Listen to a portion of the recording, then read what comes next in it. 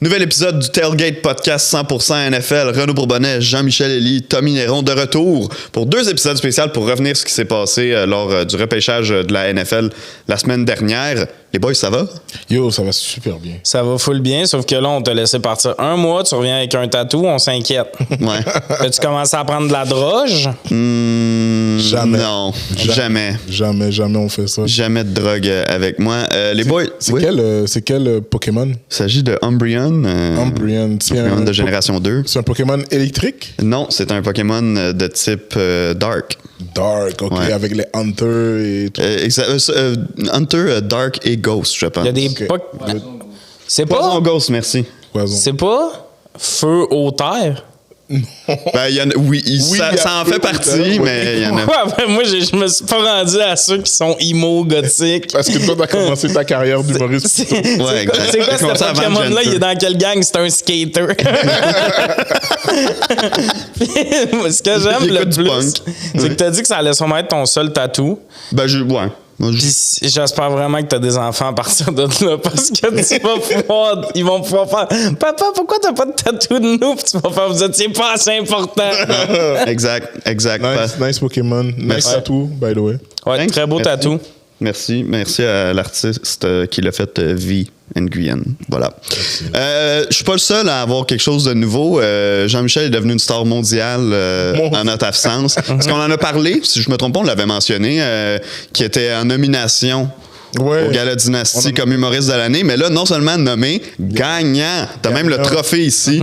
Gagnant, man, de... Félicitations. Merci à vous, les gars. C'est très apprécié. Le public pour la confiance. Humoriste, ouais, merci pour la confiance, vous savez déjà.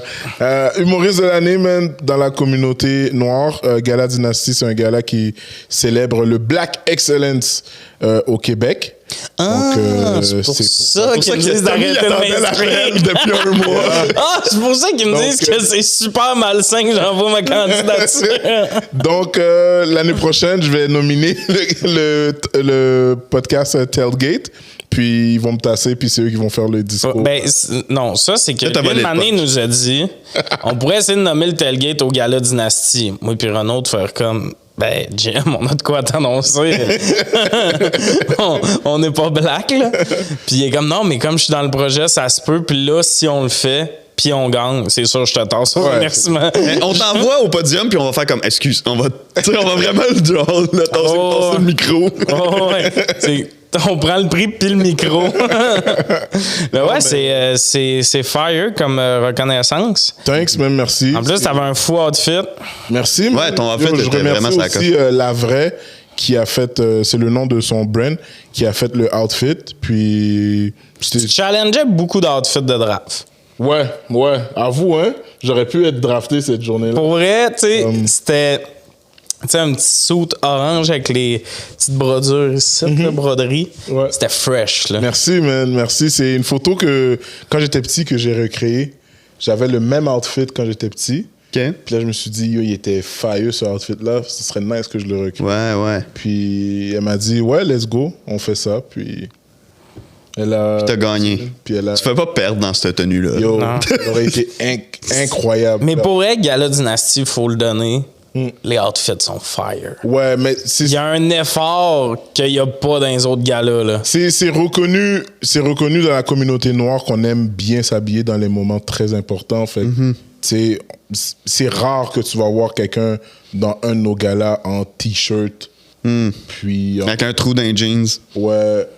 Comme moi en ce moment, mais on le voit pas parce que je te situe. Mais là, c'est pas un gala, c'est le tailgate. On Là, peut c'est avoir le des tailgate, trous. on est en train de chill. Mais c'est très apprécié. Pour vrai, je remercie tous ceux qui étaient en nomination aussi avec moi. C'était-tu diffusé? Ouais, c'était diffusé sur la plateforme Natif TV, qui est une plateforme... c'est comme une plateforme communautaire qui viennent de rentrer dans les chaînes obligatoires. Là. Ouais. Fait que c'est ça. Je me souviens de me chercher une job puis qu'il y avait... T'avais pas- Natif. J'avais pas postulé, mais j'avais vu passer, mais ça fait plusieurs années. Là. Ouais. Mais là, tout récemment, ils sont devenus une chaîne. C'est ça, ouais, exact. Non, t'as raison. J'ai vu ça passer. C'est une chaîne généraliste. Genre cop de base. Là. Ouais. C'est- Ouais, de base. Fait que t'as plus à payer pour Ah. l'avoir dans ton... Ben, fresh, tout ça est incroyable. Allez liker son post puis checker son outfit. Yes. Parce que ça vaut le détour pour vrai. T'étais super bien habillé. Merci. Puis allez le voir en show. Il y a une raison pourquoi il a gagné ça. That's it. Allez me voir en show. Captation le 26 juin au Cabaret Lion d'Or. Prenez vos billets dans ma bio. Et Renaud et Tommy vont être là aussi. Pour signer des autographes. 26 juin, je pense que j'ai comme 3 dates. Mon après Saint-Jean. Une en Afrique de l'autre. Prévu 2 mois d'avance. Il donne un high-five. Lui, il fait c'est des entrevues d'embauche. Les dates de Tommy doivent être comme des entrevues de draft. Là. Ouais. Tu fais quoi dans telle situation? Si tu veux pas changer la culture de ta maison, regarde-moi pas. J'aimerais vous dire que vous exagérez, mais c'est pas le cas. Vous exagérez, mais c'est juste ça. C'est pas le cas, mais non, mais pour de vrai, merci guys, puis merci de prendre le temps de le souligner. C'est très important pour la communauté, puis c'est très important pour moi aussi. So, yep. Merci. Bon, ça rappe bien cette parenthèse. Félicitations encore. Toi, nouveau tatou. J'aime, ouais. Toi, nouveau prix. Nouveau trophée. Ouais. Nous, on cherche des nouveaux commanditaires, bébé. On est en train de checker ça présentement pour les commanditaires. Ça avance bien. On a des pourparlers avec des compagnies et tout ça. Mais la prochaine saison va commencer vers le mois de septembre, mois d'août l'année prochaine. Si vous avez une compagnie et que vous voulez avoir un segment dans le podcast, écrivez au Tailgate, la page Instagram, puis on va tout organiser ça. Puis c'est ça. Si jamais vous voulez avoir vos beaux noms au travers des nôtres, ben, écrivez-nous. Ça va nous faire plaisir de collaborer avec vous. Ouais, puis on est assez... tu sais, l'an dernier, on avait fait des segments... Cette saison, en fait, on avait fait des segments vraiment sur mesure pour les commandites et tout. Fait que si vous avez des idées de quelque chose que vous aimeriez... plugger ou une idée de segment que vous trouvez qui match bien avec votre compagnie. Ouais. C'est vraiment, on peut se parler de tout ça. On est bien assez malléable. Ouais, puis aussi souvent, on fait souvent des meetings, Tommy, Renaud, moi, pour parler de la structure du show. Fait qu'on a tellement de choses à vous proposer. Puis si aussi, vous avez des trucs que vous aimeriez nous proposer, c'est sûr qu'on est down avec ça. Yep. Absolument. Donc, je l'ai dit en ouverture de show, les boys, ça va être un two-parter pour nous. Fait que cette semaine, on va faire une quinzaine d'équipes. Puis une quinzaine d'équipes, en fait, il y en a 32. 16 équipes aujourd'hui, 16 équipes. La semaine prochaine. Ce qu'on va faire, on va suivre l'ordre de sélection de la première ronde. Par contre, quand on passe sur une équipe, on la vide au complet. Donc, on regarde s'il y a eu plusieurs choix en première ronde, s'il y a eu les autres choix, s'il y a d'autres choix qui nous intéressent, desquels on veut parler, on va aller avec eux. Ça va nous permettre de passer au travers les principales transactions qu'il y a eu aussi au cours de la soirée et tout. Donc, à tout seigneur, tout honneur, on va commencer avec les Titans du Tennessee. Puis... avant d'enchaîner sur leur draft en général, je pense qu'il faut qu'on parle du premier choix total du repêchage, Cam Ward, le corps arrière, qui a été sélectionné premier.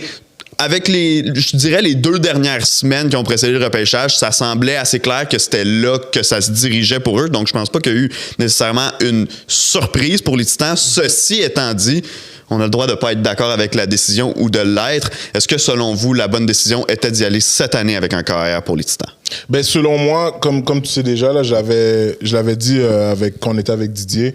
Ouais, d'ailleurs, parenthèse là-dessus, j'ai eu vraiment beaucoup de messages. Didier m'haït pas, je ne pouvais pas. Parce que là, ça a vraiment persisté. Là. OK, il veut pas que Tommy vienne. Non. T'étais occupé. T'avais des choses plus importantes à faire. J'avais 3 dates. Une date qui a commencé à 8 du matin. Mais, ouais, moi, personnellement, j'étais pas surpris, mais moi, ça n'aurait pas été mon choix. On en parlait avec Didier. Ouais. Moi, je suis plus un gars qui croyait en Abdul Carter. Il est sorti plus loin, mais bref. Tu sais, Cam Ward, c'est pas un mauvais choix. C'est un bon choix. Tu vas builder l'équipe autour de lui, c'est sûr, parce que c'est un joueur de franchise. On sait le leadership qu'il peut apporter. Ouais. On l'a vu avec les vidéos quand il s'entraînait avec Shedder. Un gars très précis, un bras très fort aussi. Moi, qu'est-ce qui m'inquiète, c'est juste par rapport à les receveurs, à qui il va lancer le ballon. Tu sais, oui, il y a un receveur de passe, mais comme... Est-ce que ça va faire la différence? Est-ce que la ligne offensive va être capable de protéger ce petit kid-là? Ouais. C'est un bon choix, là, maintenant, pour taire un peu les partisans, parce que tout le monde voulait ce choix-là. Mais à la longue, est-ce que ça va être le choix qui va faire une différence dans cette équipe-là? C'est ça que j'aimerais voir. Tu sais, il y a le potentiel d'être le meilleur carrière dans cette division-là, qui est le AFC South. S'il ne fait pas d'ici les 3 premières années, c'est là qu'il va y avoir du questionnement. Puis là, on va devoir rebâtir encore la franchise, puis congédier tout le monde, puis juste repartir avec la même roue, puis la même théorie, la même histoire, le même timeline, la même chose. Tu sais, quand tu drafts un carrière, tu dois t'assurer que ce carrière-là, c'est la personne d'avenir, c'est la personne pour la communauté. Tu dois remplir beaucoup de cases. Puis Cam Ward, il en remplit, mais de manière générationnelle, c'est juste ça que je sais pas encore. Je pense pas qu'il est générationnel. Ouais. Dans le sens où ça va être un bon QB. Le timing est weird. J'aime pas le coach en ce moment du Tennessee, fait que ça va être une année difficile. C'est pas la meilleure ligne, il n'y a pas beaucoup d'options de receveurs. Il n'arrive pas dans une situation sexy. Par contre, tu te dis, et si l'année prochaine, on est le 8e pick, on n'a peut-être pas de QB. Fait que, tu sais, c'est tout le temps ça le risque quand tu décides que cette année, c'est pas l'année des QB, c'est de te ramasser les mains vides l'année d'après. Par rapport aux joueurs, j'ai pas vraiment de crainte. J'aime vraiment le gars. Surtout, on a entendu plus parler de lui. On a vu des entrevues depuis le draft.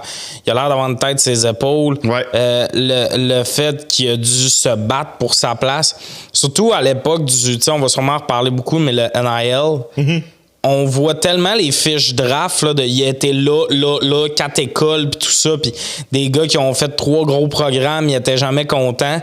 Lui, son cheminement, c'est aller vers des universités plus grosses, parce qu'il essayait de se rendre au top, mais il a commencé vraiment plus bas que les autres, puis il a fini par les dépasser avec sa persévérance et sa ténacité. Ben, il était zero star, là. Zero star recruit. Ouais.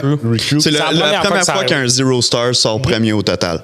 Fait que, intéressant. Par contre, comme niveau de joueur, je le vois comme un gars qui va clairement avoir de la misère à rentrer dans le top 10 des QB.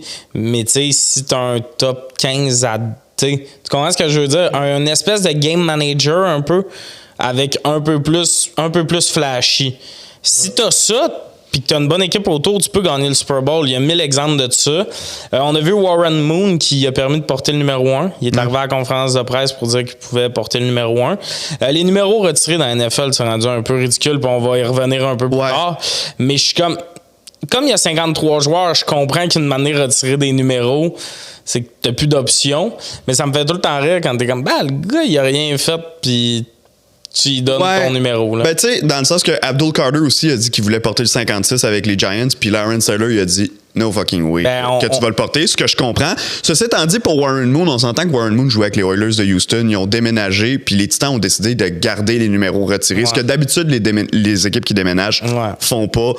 Ce qui est peut-être la différence, parce qu'on s'entend aussi que Warren Moon, genre, c'est une icône du football, genre c'est le premier carrière noir à avoir joué, puis en plus c'était une vedette et tout, donc je pense que si l'équipe c'était encore les Oilers de Houston, je suis pas sûr que ça se serait passé de même. Puis au-delà de Warren Moon qui aurait donné la permission, je pense que les gens en général auraient fait comme non, tu touches pas au numéro. Mais c'est le concept de demander, tu sais, je voulais qu'on y vienne tard, mais on va en parler là, mais tu sais, Abdul Carter de demander, c'est un miss. Ouais. Tu comprends? Ouais. J.J. Watt, quand il est arrivé avec les Cards, c'est une des premières fois qu'on a vu ça. Il a demandé à la famille a dit oui, puis tout, mais t'es comme... Ça reste weird. Oui, surtout qu'avec les Cards, c'était un running back, je sais pas si je me trompe pas, qui avait porté le 99, fait que ça te donne une idée de à quel point ça faisait longtemps qu'il était retiré. La famille, c'est genre ses petits-enfants, ou arrière-petits-enfants. C'est sûr qu'on au sens de comme, tu sais, on sait même pas si ces gens-là ont un intérêt pour le football. Ouais, c'est ça. Donc moi, non, je suis d'accord avec toi. Un numéro retiré, il a été retiré pour une raison. Prends-toi un autre. Ça devrait être extrêmement rare que tu retires un numéro. Exact. Tu devrais en avoir 1 ou 2 par franchise, puis après, tu as un Ring of Honor. Ouais. Pour moi, ça serait ça. Tu sais, Tom Brady, le 12 avec les Pats. On se comprend. Exact. Mais tu sais, pas tous ces receveurs qui ont gagné avec exact. lui. Non, c'est ça. À un moment donné, ça devient un peu too much. Mais ouais, pour le reste de la draft des Titans, j'ai aimé ce qu'ils ont fait. Ils ont comblé tout ce qu'ils avaient besoin de combler. Ouais. Qui est quand même un win dans cette situation-là. Surtout... Faut se rappeler que les Titans il y avait le premier pick pour une raison. C'est pas une franchise qui nous a habitués à faire du sens. Non. Si moi je suis un fan des Titans, je suis vraiment content de la draft parce que cette draft-là fait du sens. J'ai beaucoup aimé... Ils ont comblé tout ce qu'ils avaient besoin de combler. Exact. J'ai beaucoup aimé le Edge qu'ils ont pris en deuxième ronde. Peux-tu t'aventurer sur son nom? Oladejo. Mais pas son prénom, hein? Oh. Oluwafemi Oladejo. Oluwafemi. Le Edge de UCLA. Exact. Oluwafemi. Puis j'aime aussi au 4e tour, Elik Ayo Manor. Ils ont pris des noms cette année quand même. Le fun, c'est un gars de Stanford extrêmement rapide. Canadien. Exact. Je le connais parce que quand je me fais un QB à college football, je joue souvent pour Stanford. Ah, OK. Ah ouais. T'aimes les bolets, toi? Je trouve ça cool comme histoire de rentrer à Stanford. Mais ouais, c'est un gars rapide. Fait que tu sais, on dit on sait pas à qui il va lancer, mais moi, vous savez comment j'aime les receveurs rapides. Là, je trouve que ça étire le jeu. Ben là, ils ont vraiment une belle option avec ça. C'est pas mal ça. Toi, qu'est-ce que t'en as pensé, Renaud? Ouais, Elik Ayo Manor, c'était le numéro 1 prospect. C'était le draft de la CFL hier, parce qu'on tape mercredi. C'était l'espoir numéro 1. Évidemment, il a droppé parce qu'il a été repêché par les Titans. Moi, Cam Ward, on dirait que je suis un petit peu ambivalent entre vous deux, au sens où je suis d'accord que l'an prochain, tu as un Arch Manning qui va être probablement disponible, qui est un prospect de plus grande envergure que Cam Ward. Là, à la base, ça, on va s'entendre. Mais en même temps, même si les Titans, je pense pas qu'ils vont être une très bonne équipe l'an prochain, t'as tellement pas de certitude que tu vas revenir à un tel positionnement ou que ça va pas te coûter 3 choix de première ronde pour monter si tu le fais, qui se sont peut-être dit « Hey, on reviendra jamais ici ». Il y a un bon edge. J'espère pour eux qu'ils vont jamais revenir. Ben non, j'espère aussi. Parce que si l'an prochain ils sont encore premiers, ils vont être là sacrément, on aurait pu attendre. Puis un bon edge, tu vas en avoir un à 12. À tous les ans, il y en a. Tu comprends? Il y en a tout le temps qui glissent des bons QB. Par contre, l'année prochaine, Cam Ward serait sûrement le 3e QB de la draft. Ouais. Tu comprends? Mais ça reste une gestion du risque de oui, mais on sait pas ce qui peut arriver. Puis si tu en prends soin, si tu réussis à le développer comme il faut puis qu'il devient un bon partant de qualité qui peut t'amener en éliminatoire, go for it. Dans le style, pour conclure un peu, là, Arch Manning, il a le style très moderne de la NFL, là, il court et tout ça. Les autres prospects de ce draft-là, il n'y a pas beaucoup de coureurs. C'est beaucoup des pocket passers, ceux qui sont vus en haute estime en ce moment, parce que avec ce qu'on a vécu en fin de semaine, dans un an, ça se peut qu'on vous parle de des noms complètement autres. Fait que pour moi, je suis comme, il fit dans le modèle de la NFL actuelle. Tu l'as, let's go. Puis bâti là-dessus. Par contre, comme je vous dis, c'est un an trop tôt, dans le sens où l'année prochaine, j'ai déjà hâte qu'il y ait de la protection l'année prochaine, mettons.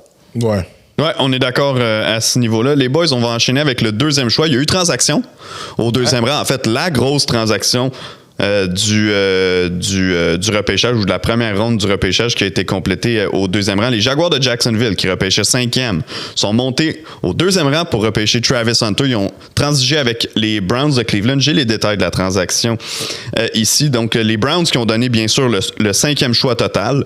Leur choix de 2e ronde qui était le numéro 36. Un choix de 4e ronde. Et la pièce maîtresse, ce qui va peut-être déterminer qu'est-ce qu'on va penser de l'échange quand ça va être all said and done. Le premier choix des Browns l'an prochain, des Jaguars, pardon, l'an prochain, qui est parti à Cleveland également dans cette transaction-là. Les Jaguars qui reçoivent le choix numéro 2 et un choix de 4, un choix de 6 aussi qui s'implique là-dedans. On s'en fout un peu de ces choix-là pour ce qu'on va discuter en tant que tel.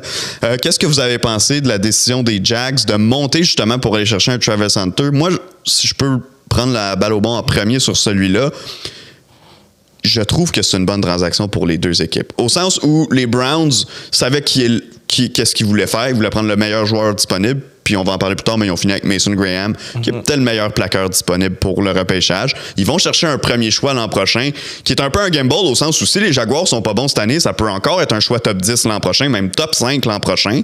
Sinon, ce sera plus bas, mais c'est quand même un actif supplémentaire pour eux. Probablement que eux, Travis Hunter, ils n'étaient pas sur leur board, ou du moins pas aussi haut. Ils se sont dit, on aime beaucoup plus la value du package que d'aller chercher juste le joueur.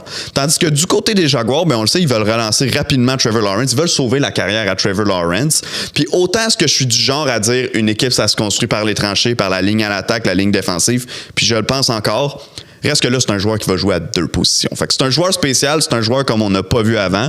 D'ailleurs, eux, ils ont annoncé que sa position primaire sera receveur et que tranquillement, il va être incorporé en défense, mais que d'abord et avant tout pour eux, ce sera un receveur. Et Jusqu'à preuve du contraire, il sera le meilleur receveur de Trevor Lawrence sur l'équipe. Ouf, je pense pas qu'il va être le meilleur receveur. Ben, l'an prochain? L'an prochain, je pense pas qu'il va être... Qui tu penses qu'il va être meilleur que lui? Ah ouais, non, t'as raison. OK, laisse faire. Brian Thomas, laisse faire ce que je viens de dire. Non, t'inquiète, mais moi, personnellement, tu sais, c'est un bon choix, oui, mais en même temps, je pense qu'il va se rendre compte vite que dans la NFL, c'est toute une autre... Ah oui, non, ça, c'est ça. ça. Va te faire frapper à chaque jeu, puis toi aussi, tu vas devoir frapper si tu joues contre eux. Fait que l'énergie que tu vas devoir sauver, surtout en arriver en série éliminatoire, tu vas pas vraiment pouvoir te permettre de jouer des deux côtés. Puis, je pense que ça donne des weapons pour Trevor Lawrence. Un gars comme le head coach qu'ils ont, qui vient de Tampa Bay Buccaneers, Liam Cohen. Ouais, qui avait ouvert le playbook pour Baker Mayfield. Je pense que ça va les aider aussi. C'est un talent que tu pouvais juste pas passer par-dessus. C'est Travis Hunter. Là, comme ce gars-là a dominé dans la NCAA. Il se comporte bien en dehors du terrain comparé à son homologue qui était à Colorado avec lui. Fait que c'est pas un gars que il va tirer des choses négatives dans le vestiaire. Puis quand tu essayes de rebâtir une équipe, tu vises pour ça, c'est sûr. Puis... à part ça, tu as dit exactement tout ce que j'allais dire là. C'est un très bon choix, mais à la longue, il va se rendre compte que comme jouer des deux côtés, c'est tough, hein? Il va devoir choisir. En un moment donné, il va devoir choisir. Moi, je pense plus que il est plus efficace quand il est en défensive. Parce que receveur, il n'y a pas la fluidité dans quand il court ses tracés de passe. Fait que c'est très tough. Au Combine, on avait vu une couple d'exemples où il essayait de tricoter devant un corner pour le battre, puis qu'à un moment donné, peut-être que dans NCAA, contre un futur commis d'épicerie, ça marche, mais dans NFL, tu peux pas arriver... Tu sais, la feinte, OK, la double feinte, OK, on la connaît. Quand tu arrives à 5 feintes devant le gars, avant de partir, le ballon, il est déjà parti, ou ton QB est sur le cul. Sur le cul, exactement. Fait que, surtout Trevor Lawrence, hein. Il a déjà fait un fumble, puis... Ouais. Fait que est-ce que c'est le bon choix? Je suis sûr. Parce que ça donne... Tu peux le mettre un peu partout sur le terrain s'il joue en offensive. Mais je comprends pas ce que tu dis depuis tantôt. Depuis tantôt, tu nous dis il peut pas jouer à deux positions, puis là, tu me dis que il peut jouer partout. Non, mais je dis il peut jouer partout si tu le mets sur le terrain en offensive. OK. Si tu le mets en défensive, c'est juste un endroit où est-ce qu'il peut jouer. Fait que soit tu le développes en offensive, puis tu fais en sorte qu'il améliore ses skills de receiver, ou soit tu lui dis regarde les tapes là, à chaque game il y a ça qui arrive quand tu joues des deux côtés, puis quand tu vas jouer en defense on va te faire jouer corner seulement, puis tu vas vraiment focus là-dessus. Moi je voulais texter, j'ai pas aimé le trade, j'ai pas aimé le move des Jags. Je vous ai même dit, what the fuck, Cleveland vient de... Je me sentais dans le draft day. C'est vraiment ça, là. C'est le GM recru des Jags qui fait un trade qui avantage les Browns. Là. C'est l'histoire du film, ça, là. Que tu tires avantage d'un GM qui vient d'arriver. En conférence de presse, justement, le jeune GM qui arrive des Rams, il dit « Je suis pas de la mentalité fuck those picks, mais c'est un gars qui joue à deux positions. » Moi, déjà là, je suis navré, mais c'est un gars. Je comprends qu'il joue deux positions, ça reste un gars. La journée qu'il se blesse, t'as 2 trous dans ton alignement et t'as un... Pour moi, il y a quand même ça qui marche pas. Dans la NFL, tu seras pas capable, je pense, de garder le rythme. Puis, c'est le problème, là, c'est que dès qu'il y a un slump dans la NFL, ben là, c'est le fait qu'il joue des deux côtés puis tout. Puis tout ce que vous avez dit sur lui en tant que receveur, c'est ça qui me freine. C'est un nasty de bon corner. En tant que receveur... Quand je le regardais dans NCAA, je me disais, ben oui, tu peux te permettre parce que tu joues.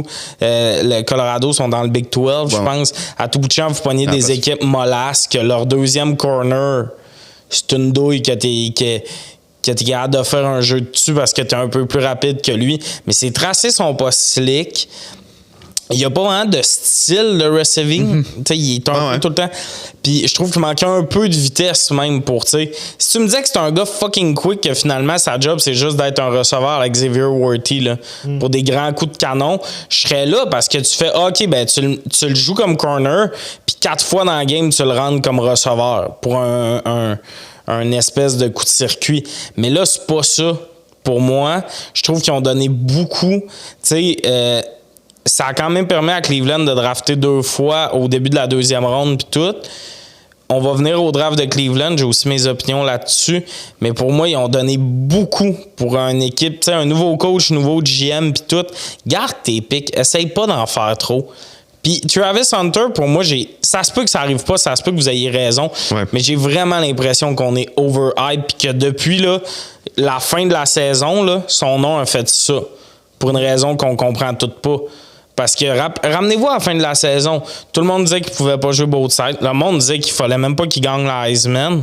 Puis là, tout d'un coup, c'est un Heisman qu'on a drafté.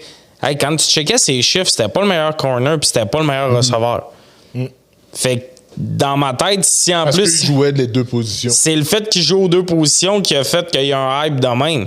Si tu tombes dans les mains, 5e choix pour les Jags, rien à dire.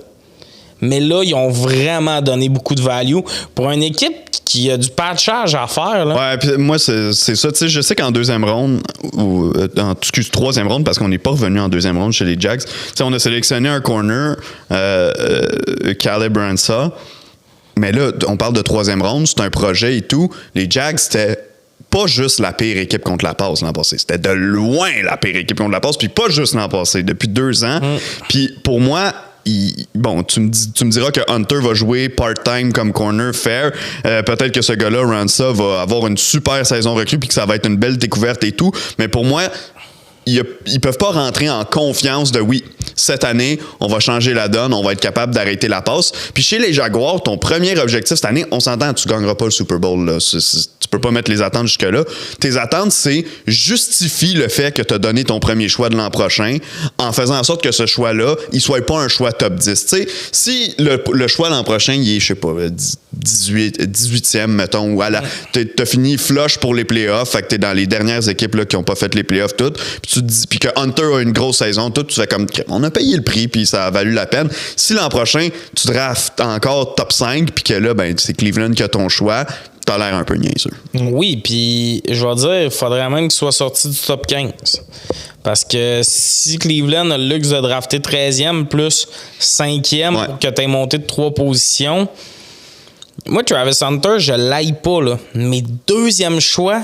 C'est beaucoup pour un gars qu'il y a encore, selon moi, beaucoup de question mark. Puis le 2e choix, la valeur qu'ils ont donnée, c'est un équivalent peut-être de premier choix. Là. Si on va checker le trade dans le temps que les Panthers ont fait pour Bryce Young, là, enlève DJ Moore, c'est à peu près la même valeur. J'ai hâte de voir. Ça peut bien vieillir, mais je trouve que c'est un gros risque pour une nouvelle... un nouveau... Mais qu'est-ce qui est intéressant avec les Jags, c'est quand même une équipe encore jeune. Ouais. Donc, il y a encore la marge de potentiel dans chaque vedette offensive qu'ils ont, même les vedettes défensives. Mais bon, ils en ont pas beaucoup. Exact, Josh Allen. Ouais, exact. Mais, tu sais, en tout cas, j'ai hâte de voir, comme Tommy dit, mais honnêtement, je pense pas que j'aurais donné un choix de première ronde l'an prochain. Ouais, puis surtout que l'an prochain, il y a des bons O-line qui vont sortir. Ouais, exact. Ça t'as raison, parce que pour moi, le problème de O-line, il n'a pas été réglé. Ils ont pris un garde en 3e ronde, ils ont pris un centre en 7e ronde. Là, en 7e ronde, on commence à pousser, là, on s'entend. Puis, tu sais, ils ont libéré beaucoup de gars. Ils voulaient un peu faire peau neuve, les Jaguars. Puis ça, à ce niveau-là, ça me dérange pas. T'sais, tu libères un Evan Engram, même si quand il est en santé, c'est un joueur productif et tout. Mais je regarde le repêchage. Il n'y a pas de tight end. À part Hunter, il n'y a pas d'autres receveurs. Ils ont pris 2 running backs. Ils n'ont pas été chercher de D-line dans le draft alors que c'était un besoin pour eux. Puis 2 running backs quand tu as déjà Etienne puis Bigsby. Exact. Exact. Je suis pas un fan de Etienne, ceci étant dit, mais quand même, pour l'ensemble du draft, moi, je l'ai dit, j'étais d'accord avec le fait d'aller avec Hunter, mais par contre, il fallait que tes autres choix, pour moi, soient conséquents avec ce que tu as fait, puis pour moi, ils l'ont pas été. Vite, là. Ouais. Mettons en 10 secondes. Ouais. Hunter glissait dessus s'il faisait pas le... À 5e? Oui. Non. Oui, je pense pas. oui. Moi, je pense pas. Je pense que les Giants l'auraient pris, genre. Je serais pas surpris. Si Les Pats, peut-être? Je pense que les Giants avaient été... Peut-être les Pats aussi. Étaient enlignés sur... on en parlera, là, mais de leur choix. Là. Je pense qu'ils étaient déjà enlignés sur... À ce point-là, je pense pas qu'il y aurait eu des chances de glisser. Il y aurait eu des chances de glisser, puis il y aurait peut-être une autre équipe qui aurait trade up. Parce que l'affaire, c'est que il faut que tu calcules que les Browns auraient pris qui d'abord? Ils voulaient pas lui. Je pense que les Browns... Non, mais ils auraient pu trader avec une autre équipe. C'est ça. Ah, oui. Je pense que quelqu'un aurait tradé pour aller le chercher. Ouais, je pense que... Aller chercher Hunter? Oui. Ouais, mais en deuxième. Ben, les Browns, une manière, t'as le gros bout du bâton, tu décides un peu, tu fais hey, les Jags, je sais que vous le voulez calissement, mais moi j'ai 2 autres équipes qui veulent monter pour l'avoir. Puis le pire dans ça, c'est que peut-être les Jags auraient pu caller le bluff. Mais les Jags le voulaient vraiment, mais man. Puis le pire, là, c'est que, parce que pour moi, les Browns, puis on va revenir sur eux, là, mais 5e au total, sont allés vraiment aux meilleurs joueurs disponibles là, avec Mason Graham. Fait que selon moi, si les Browns n'ont pas l'offre qu'ils veulent sur la table, ils prennent Travis Hunter 2e. J'aurais pas été surpris parce que les Browns, ils en ont besoin d'aide comme receveur. Tu vas jamais cracher sur le fait d'avoir un corner de talent qui s'ajoute à ton équipe aussi. Fait que non, moi je pense pas que ça serait rendu à numéro 5. Parfait, on peut passer à la prochaine équipe parce que là on fait long là. Ouais, on peut passer à la prochaine équipe. Ce sont les Giants. Ben, les premières équipes, je pense que ça vaut la peine qu'on s'attarde un peu plus dessus. Les Giants ont repêché 2 fois en première ronde, une des rares équipes qui l'ont fait dans ce repêchage-là. Bon, d'abord et avant tout, Abdul Carter choisi numéro 3, vu par plusieurs comme étant peut-être le joueur toutes positions confondues, le joueur numéro 1 de cette classe de repêchage-là. Il jouait à Penn State, bien sûr, joueur extrêmement productif au rang universitaire. Et là, il rejoint un front défensif où on a déjà Kayvon Thibodeau, on a déjà Brian Burns, on a déjà Dexter Lawrence. En santé, puis même si tu en as un qui se blesse, peu importe, mais en santé, ce front défensif-là va faire peur. Je suis pas fan des Giants. Je pense qu'en attaque, ça va être encore difficile cette année, puis on reviendra sur Jackson Dart dans quelques instants, mais d'abord, l'ajout d'Abdul Carter, puis le front qu'on est en train de créer à New York, qui pour moi, s'il y a un front, c'est un O-line que je veux pas affronter dans la ligue, c'est celui-là. Pick of the draft pour moi. À 3, là, pick of the draft, dans le sens, c'est le prochain Micah Parsons. C'est le prochain problème. T'sais, c'est le prochain gars qu'on va nommer dans la conversation à joueur défensif de l'année. Ouais. Dans les jeunes joueurs, là, d'après moi, il va se rendre là, ce gars-là. Il a une bonne attitude en plus. Ouais. C'est un gars solide. J'ai vraiment aimé ce choix-là. Fait que pour moi, là, les Giants, j'étais comme, vous pouvez pas aller ailleurs. Quand ils ont dit Abdul Carter, je suis comme, oui, le choix est évident, on avance. Fais pas de niaiserie. Exact. Ouais, tu sais, c'est le choix qui faisait du sens pour les Giants, là. Tu sais, je pense que ça apporte une jeunesse à la défensive. Puis même, comme tu me dis, eux, ils regardent dans leur division, puis ils regardent les Eagles, qu'ils ont un front solide. Puis eux, ils disent aussi, on a le potentiel d'avoir un front solide. Par contre, on n'a pas de profondeur dans ce front-là. Mais t'as 4 vedettes. T'as 4 vedettes. Fait que, rendu là, tu sais, why not builder quelque chose de solide? Puis en pratique aussi, ça peut développer ta ligne offensive. Ça peut aider Thibodeau aussi, parce qu'il cherche un peu. Ouais, ben, puis la misère à rester en santé. Puis ça peut aider tes O-line aussi en pratique, parce que tu pratiques contre une bonne offensive. Fait que je trouve que c'est un choix judicieux pour les Giants. Est-ce qu'il va bien se développer avec le defensive coordinator? Je sais pas, ça c'est à voir. Mais honnêtement, les Giants sont en train de rebuild petit à petit. Puis j'étais un peu surpris qu'ils ne sont pas allés pour Genty à cause de la manière qu'ils ont laissé Saquon Barkley partir. Ils redonnaient espoir aux partisans. Mais Abdul Carter, c'est un très, très, très, très, très bon choix. Ouais, Genty, je trouve 3 c'était haut. Dans le sens où Abdul Carter, tu peux pas skip ce gars-là. Puis les Giants, pour moi aussi, sont trop loin d'être bons pour avoir investi sur un running back 3e au total, sachant que Carter est disponible. Il aurait écrit ça à pression. Oui, exact. Moi, j'aime le fait... Est-ce qu'on a appris de Saquon? Je trouve que tu fais bien aussi de modifier l'identité des Giants. Bâtir une grosse défense. Ouais. Puis après, sculpter une attaque, ça peut se faire en une intersaison. Mais une défense, on sait que c'est long avec la colle-pogne. Amène des gars. Après ça, le choix de Jackson Dart, je pense que de revenir au premier tour, il y en a qui ont critiqué. T'as sa 5e année d'option en revenant. Fait que ça, moi, ça m'a pas dérangé. Surtout que, parce que si on peut faire l'analogie là, l'anatomie plutôt du trade en tant que tel, ils ont donné un choix de 2e ronde, le 34e au total. Donc, ils ont monté 9 rangs. Là. Ils n'ont pas monté de 30 rangs pour retourner chercher Jackson Dart. C'est pour ça que ça n'a pas coûté si cher que ça non plus. Fait que 34e choix au total, le 99e au total, qui est un choix de 3, et un choix de 3 l'an prochain également pour monter. Tu parles du fait qu'ils avaient l'année d'option en revenant en première ronde. Ça, c'est une première chose importante. De deux, ils ont tout de suite leur corps arrière. Ils ont annoncé que Russell Wilson allait être le partant pour débuter l'année, mais tu vas l'avoir sur le banc, tu peux déjà le coacher, tu peux déjà lui parler, tu vas déjà l'avoir pour apprendre ton système. Donc, ça, c'est bien. Puis aussi, ce que j'aimais, c'est que c'est pas une information qui a été confirmée, mais c'est le mot qu'on entendait après que ça se soit fait. Les Giants ont avancé pour être devant les Rams. Les Rams étaient pressentis pour être très intéressés à Jackson Dart dans le but d'éventuellement remplacer Matthew Stafford. Puis à la seconde que Dart a été pris, les Rams ont trade back parce qu'ils se sont dit, nous, notre homme, il est parti.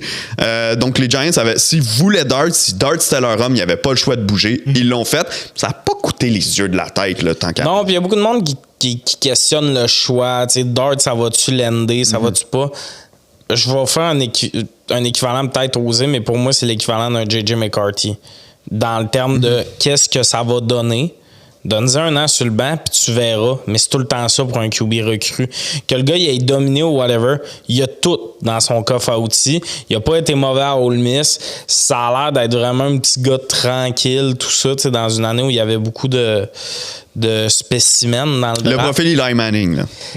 Très tranquille. Très blond, par contre, quand on a vu la cam a coupé à lui, j'étais comme, la coupe de cheveux de gars. Tu sais, petit blond flippé avec des lunettes transparentes. J'étais comme ça, il va falloir que ça change.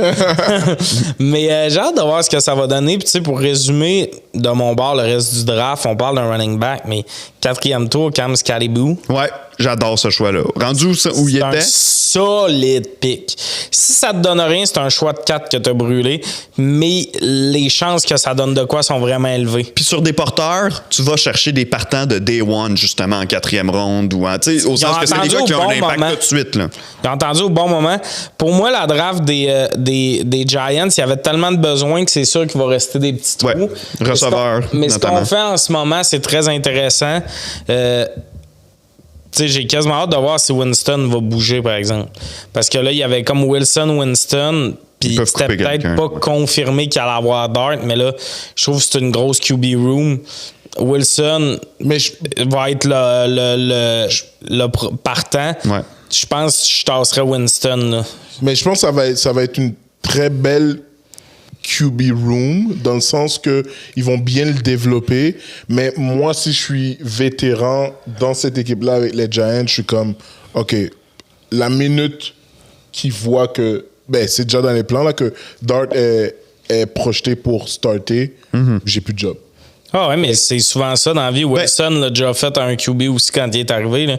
Ouais. Quand tu as un projet comme QB, là, à la seconde qu'il va être prêt à te dépasser, mais c'est ça à tous les postes. C'est juste qu'au poste de QB, on regarde plus ça. Là. Ce qui m'a étonné, par contre, avec les Giants qui fassent ce move-là, c'est que je trouve que... Parce que là, ils l'ont dit, le but, c'est de le stationner puis de lui laisser le temps de se développer et tout. Je trouve que c'est beaucoup un move d'équipe d'un nouveau GM qui arrive ou un nouveau coach qui arrive. Là, t'es avec du monde qu'on pensait qu'elle allait perdre leur emploi à la mi-saison. C'est comme s'ils sont devenus matures. C'est ça, puis c'est comme, dans un an, mettons que votre plan fonctionne puis que Jackson Dart, dans un an, devient un gars prêt à prendre les responsabilités de partant puis à être un des bons carrières de la Ligue.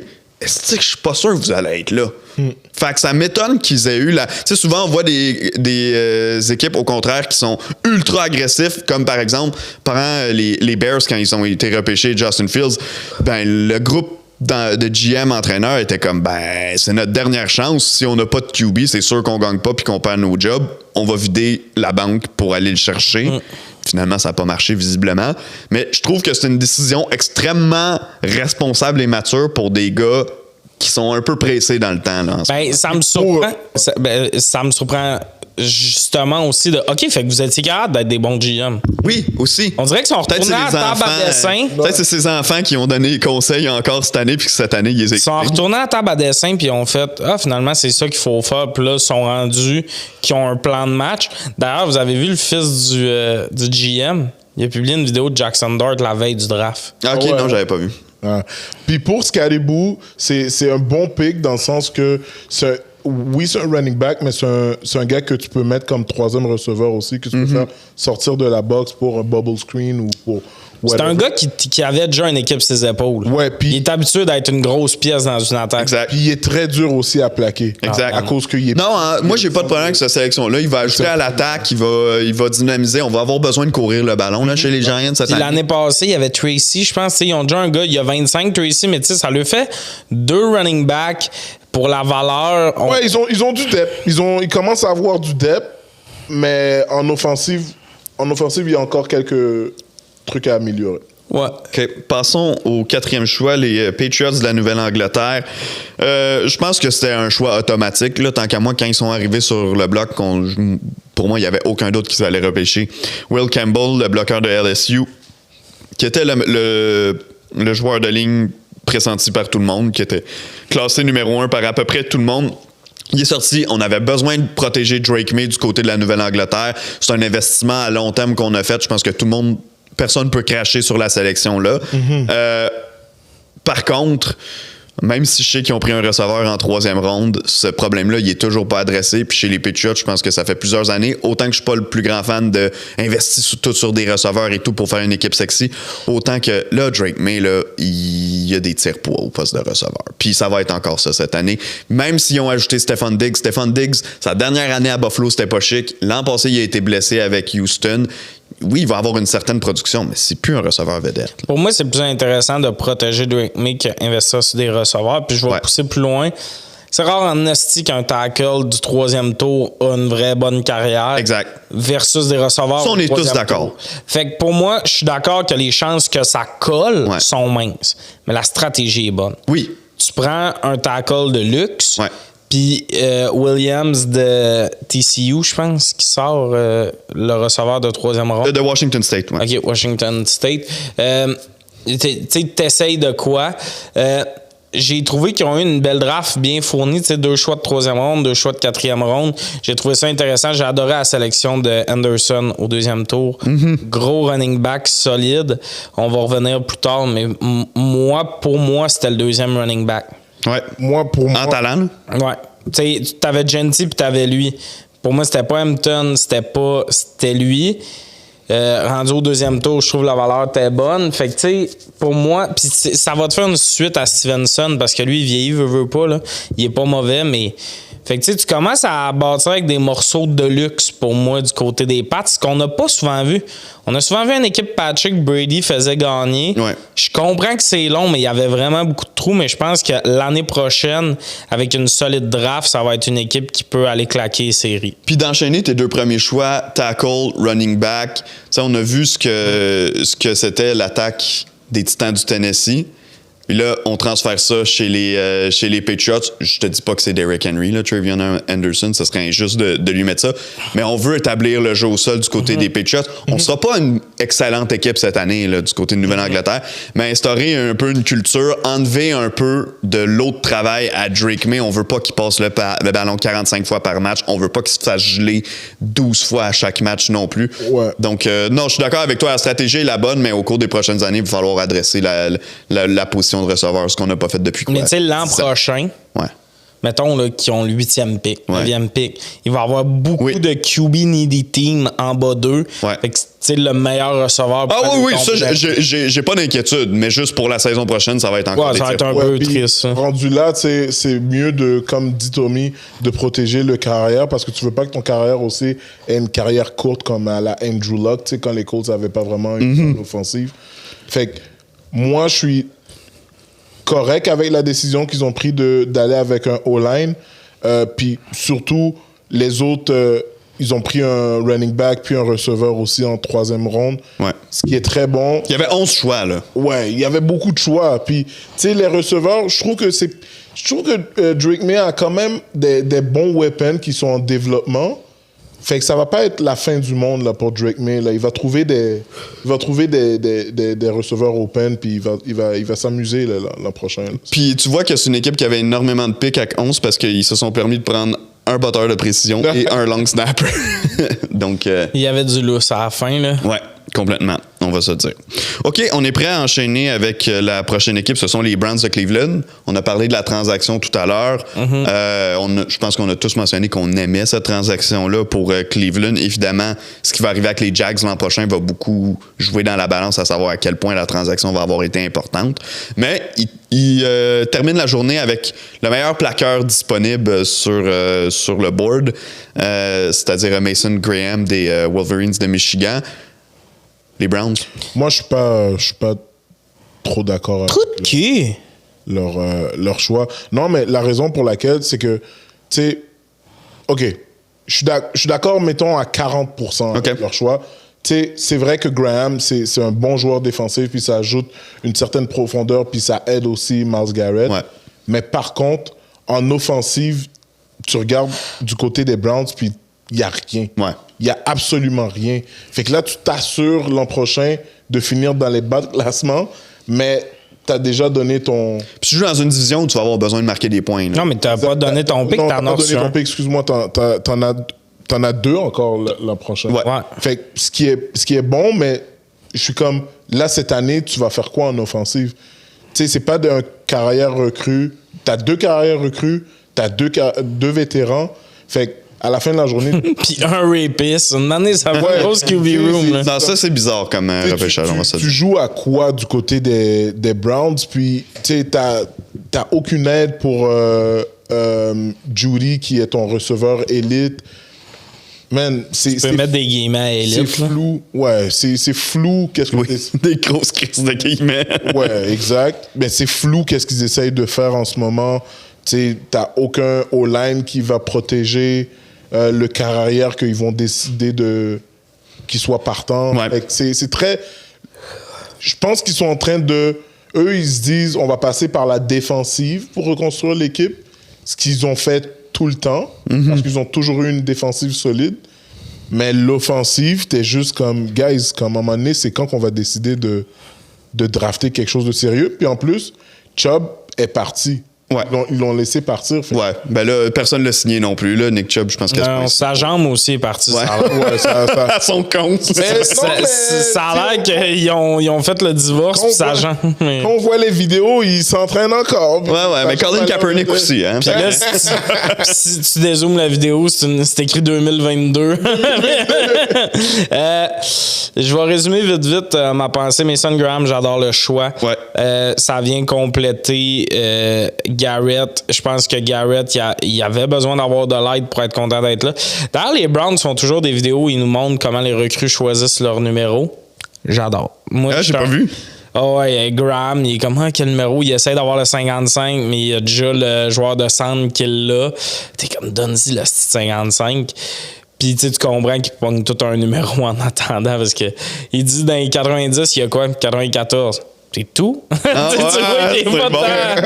Tu vois qu'il est comme, c'est un numéro de merde. Mason Graham, j'adore. Après, Browns, gonna be Browns. Mm-hmm. Avec la liste de choix qu'il y avait, il pouvait faire des coups de circuit. Moi, au moment du draft, du trade, ce que je vous ai écrit, là, c'est en connaissance de cause qu'au début du deuxième tour, t'as tout le temps des value picks incroyables. Je vais le pousser fucking loin. Là. Puis eux, ils ont 2 choix dans le top 4. Pour moi, là, ces picks-là, ça vaut de l'or. Une équipe qui a 2 choix dans le début du deuxième tour, t'es censé être dans les gagnants de la draft parce que tu t'en vas ramasser les miettes qui ont tombé. Qui aurait dû être en première. Puis les fameuses miettes qui tombent, là, ça fait genre 6 ans que je m'intéresse vraiment plus à la draft. T'sais, avant, je suivais le foot et tout ça. Il y a beaucoup de joueurs qu'on le sait qui vont devenir des vedettes, qui glissent. Le meilleur exemple, c'est Jug du côté des Browns, justement. Là. Il était tombé en 4e ronde. Tout le monde était comme, comment ça, il n'est pas sorti. Finalement, il a été drafté puis il était bon. Le linebacker, je la comprends moyennement. Ouais, moi aussi. Judkins, un peu plus. Ben, moi, j'aurais pris Anderson. Okay. Je trouve qu'ils n'ont pas pris le bon gars. Tu sais, ils viennent de la même université, tu parles le deuxième. J'aurais pris Anderson. Avec le choix du linebacker, j'aurais pris le receveur de Missouri, Burden. Ouais. Un gars super rapide pis tout. Qui était pressenti de sortir en première ronde. C'est une surprise qu'il soit pas sorti. Oui, puis ils ont un besoin de receveur. Il était là. Puis en plus, je vais pousser là, quand tu as le 1 puis le 4, là, t'as le temps en esti de penser à ton Ouais. pick. Là. C'est un choix qui vaut de l'or. là. Ben, puis t'as toute la nuit, là, parce que C'est ça. après la première ronde, là, ouais. C'est ça. Là, ils font ça. Le tight end, je suis pas fâché, mais... Le Bowling Green. Je suis pas fâché, mais Callis, ils ont encore Njoku. C'était pas un besoin criant. Puis là, après, c'est là que tout chie. Pour moi, le pick de Dylan Gabriel, ça a chié le draft. Parce que laisse Shudder à la place où ils l'ont pris, puis mets-nous n'importe quoi d'autre là. C'est une super draft. Là, ils ont brûlé un pick. Puis t'as brûlé un pick, puis Dylan Gabriel... Je pense pas que ça va être un grand QB. Non. Mais calisse que ça envoie un mauvais signe dans la ligue quand tu fais un move de même. Hey, tu penses que les QB ont le goût d'aller jouer pour toi et tout? Ça, c'était ultra décevant. Shudder est meilleur que Dylan Gabriel. Shudder, sa glissade, là, on va l'adresser là parce qu'on est dans l'équipe qui l'a drafté. Tu prenais Shudder au 3e tour, tout le monde comprenait ce que tu as fait. Là, il y avait clairement une info qui allait glisser pour attendre de même. Toutes les équipes attendaient. Puis une année, t'écoutais à la draft, là, puis t'étais rendu à un stade comme un peu j'ai vécu l'année passée avec Spencer Rattler, mais Spencer était vraiment moins un gros prospect. Un gros prospect. Fait que n'importe quelle équipe qui s'enlève les doigts du cul puis qui le prend à partir de là, gagne sa draft. Ouais. Il y a une équipe qui gagnait pas sa draft en le prenant, c'est Browns, parce qu'il avait déjà pris un QB. Ben, les autres équipes qui ont pris un QB aussi. Là. Ouais, mais tu sais, les Raiders sortaient de nulle part puis ils le ramassaient, tu fais. Yes. Hey, tu dis aux fans des Raiders, v'là 2 mois, t'as Genty pis Shudder, ils signent, là, puis ils donnent leur choix de première ronde de l'année prochaine. T'as pas à payer de choix. Là. C'est non, ça. Ouais, exact. Puis, fait que ça a été un peu catastrophique là-dessus du côté des Browns, puis tu sais, on a vu la shot quand il a été drafté, là. Ouais. Du room. Moi, j'insulte beaucoup le GM des Browns, Barry. Puis je commence à comprendre qu'il y a peut-être une raison pourquoi il n'a pas perdu sa job. C'est que le proprio de l'équipe doit caler des shots en haut. Peut-être que Barry, c'était pas tant son idée, Watson. Tu comprends? Mais que le gars t'appelle en haut et il dit on va chercher Watson. Fais tout ce que tu peux pour aller chercher Watson. Hey, quand on avait la shot de Stefanski puis Barry applaudir pour Shudder, là, ils viennent de prendre un QB, c'est sûr que c'est un call d'en haut. ouais. Tu comprends ce que je veux dire? C'est sûr qu'il y a eu un call de hey, là, Shudder est disponible, moi je veux Shudder. Mais moi, ça démontre de l'improvisation, je trouve ça. Tu voulais prendre Dylan Gabriel devant Shudder, je suis pas d'accord, mais OK. Mais là, tu te rends compte qu'il est rendu au 5e tour et qu'il est encore là, ben je vais le prendre, mais ça marche pas avec ce que tu as fait avant. Ça marche pas avec ce que tu as fait avant. Puis je regarde le draft des Browns dans l'ensemble. Ils ont 7 choix, mais les 7 choix à l'intérieur des 5 premières rondes. OK? Parce que Shedeur Sanders, c'était leur dernier choix. Tu prends un tackle puis un linebacker avec tes 2 premiers, OK, bon, on passe à autre chose. Pour le reste du repêchage, tu as pris running back, tight end, QB, running back, QB. Tu as pris 2 running back, 2 QB, un tight end. Dans tout le repêchage, avec 7 choix dans les 5 premières rondes, tu as pris 1 D-line et tu as pris 0 O-line. Puis t'es pas une bonne équipe. Pour moi, il y a eu de l'improvisation dans ce draft-là. Au final, j'aime ça que tu puisses prendre Shedeur Sanders au 5e tour, mais comme toi, la manière dont ça s'est fait me montre que tu l'as pris parce qu'il y avait un value pick là, mais t'es pas tant en contrôle de ton draft. T'as scrappé le reste, puis là, tu fais comme si t'avais frappé un coup de circuit à la fin. Ouais, mais t'as été strike-out genre 8 fois. Parce que s'il ramasse Burden avant le linebacker, puis qu'il ramasse Anderson, puis qu'après ça, ils font d'autres choix, là, des O-line puis tout, puis ils arrivent à Shudder en 5e round, je fais... Puis vous avez ramassé un premier choix de l'année prochaine en plus... On vient de vivre le draft day, là. Exact. Kevin Costner peut aller se rhabiller, vous avez gagné à draft. Mais là, finalement, tabarnak. Fait que Browns be Browns. Moi, je me dis, tant qu'à drafter le linebacker Swiss Singer, tu sais, prends Shedeur. Prends Shedeur parce que, honnêtement, t'as pas nécessairement besoin de linebacker dans ton équipe en ce moment. Puis des linebackers, les linebackers, tu trouves ça dans les agents libres. Tu signes un gars de 27 ans qui devait check Franklin avec les Colts. Il est sorti un peu de nulle part, il domine. On est tous d'accord que Dylan Gabriel est moins bon que Shedeur. 100%. Fait que, tu sais, Dylan Gabriel, 3e ronde. Hey, c'est tôt. Il y a quelque chose que tu essaies de lancer à Shedeur puis c'est clairement, ça vient de, comme tu dis, d'en haut. Parce que quand tu regardes, là, je vais juste vous faire un résumé vite, comme tu as fait, c'est linebacker, running back, tight end. Linebacker, tu n'en as pas de besoin maintenant. Tight end non plus. Fait que déjà là, Shedeur pouvait sortir en 3e ronde. Puis en 2e ronde, tu piquais dans les... Tu prenais dans les 2 premiers... de la ronde. Fait que tu peux au moins sacrifier, genre, Shedder à la place de Judkin, le running back de Ohio State, qui est 2e running back de Ohio State. Tu peux quand même le mettre en 2e round, puis rendu là, tu gagnes ton draft. Ouais. Mais là, tu es rendu avec 5 QB dans ton équipe. Et aucun que tu es sûr qu'il va être bon. Il n'y a pas un clear starter. Même pas. Moi, je te dirais aucun que tu voulais réellement. Ouais, c'est vrai. Parce que c'est pas vrai que les Browns veulent Kenny Pickett. Ben non. C'est pas vrai qu'ils veulent la blonde à Kenny Pickett veut. La blonde à Kenny Pickett veut pas Kenny Pickett. C'est pas vrai que tu veux Joe Flacco. Ah, OK. Puis, tu sais, Gabriel avec Shedder, c'était 2 seuls QB que t'es comme, OK, bon, on va voir qu'est-ce que ça donne. OK, mais la glissade, là. Parlons-en, là, le monde sont là que pour ça. Là. Non, la glissade, c'est clairement à cause... C'est historique. C'est historique. Ouais, c'était malade. J'ai jamais vu un first round assuré dropper autant. Le dernier first round assuré que j'ai vu dropper autant, puis ça, c'était à cause d'une histoire hors terrain, c'était Tyrann Mathieu. Quand il était avec LSU, puis finalement, il a dégringolé, je pense, fin de première round ou début de deuxième round. Il y a des gars avec des casiers judiciaires qui dégringolent pas de même. Jalen Carter. Eagles sont comme, yo, you have a felony? Teddy Line, viens ici. Les passes à l'époque avec Belichick, c'était ça aussi. Exact. Fait on est rendu à un niveau où est-ce que, comme, OK, pourquoi il a dégringolé?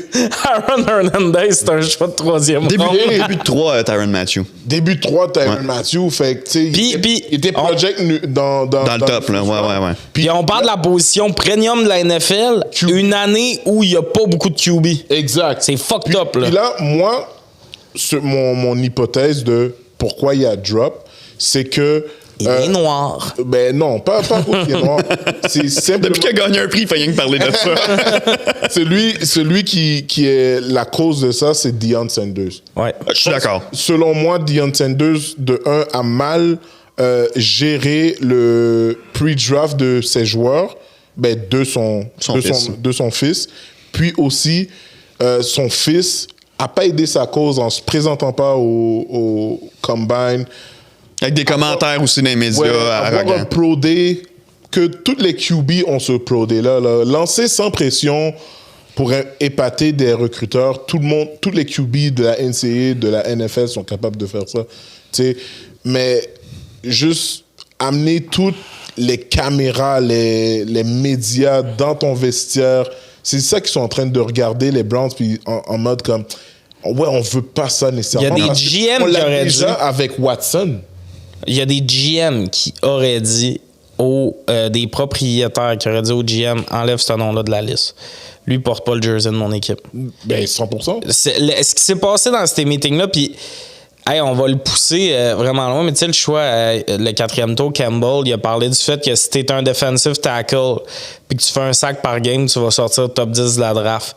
Il dit si t'es un offensive tackle puis tu laisses un sac par game passé, tu vas travailler au Walmart l'année prochaine.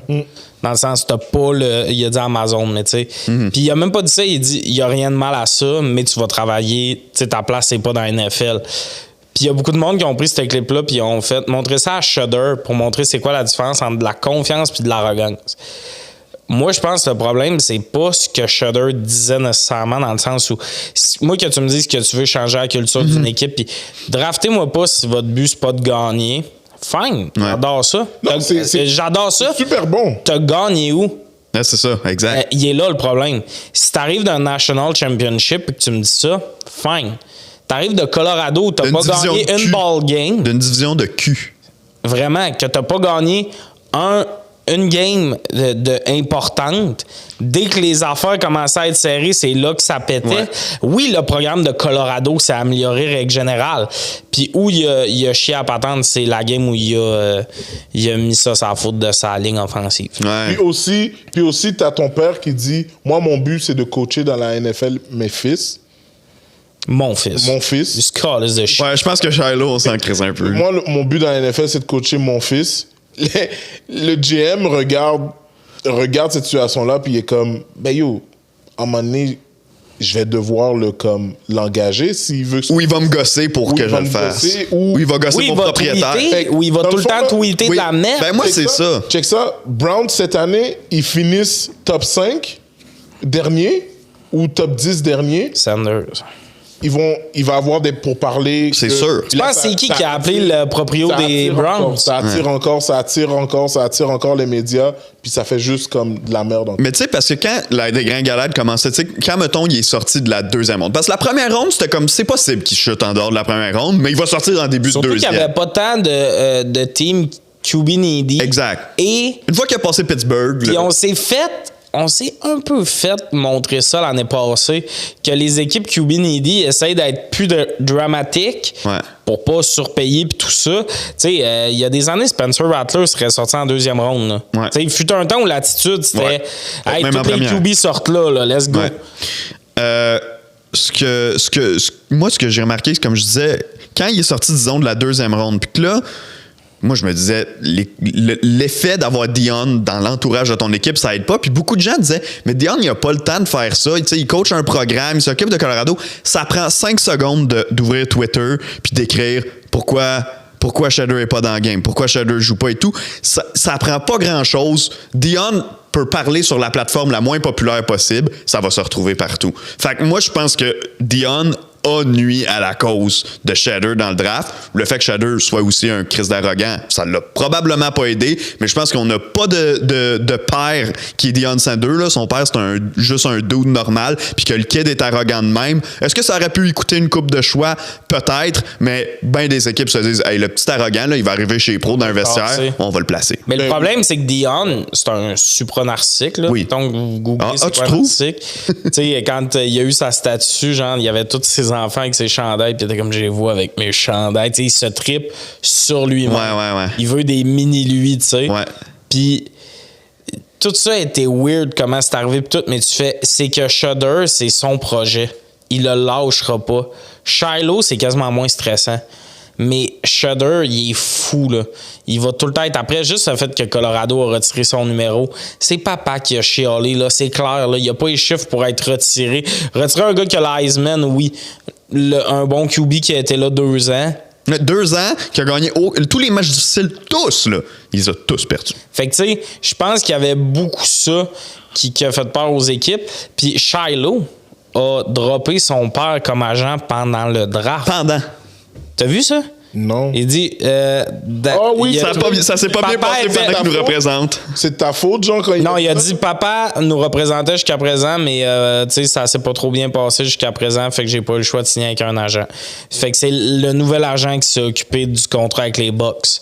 OK. Puis un autre affaire... Pas top, pareil, au milieu du draft. Mais oui, puis en plus, sur le stream... Oui, le stream, c'est ce que j'allais parler.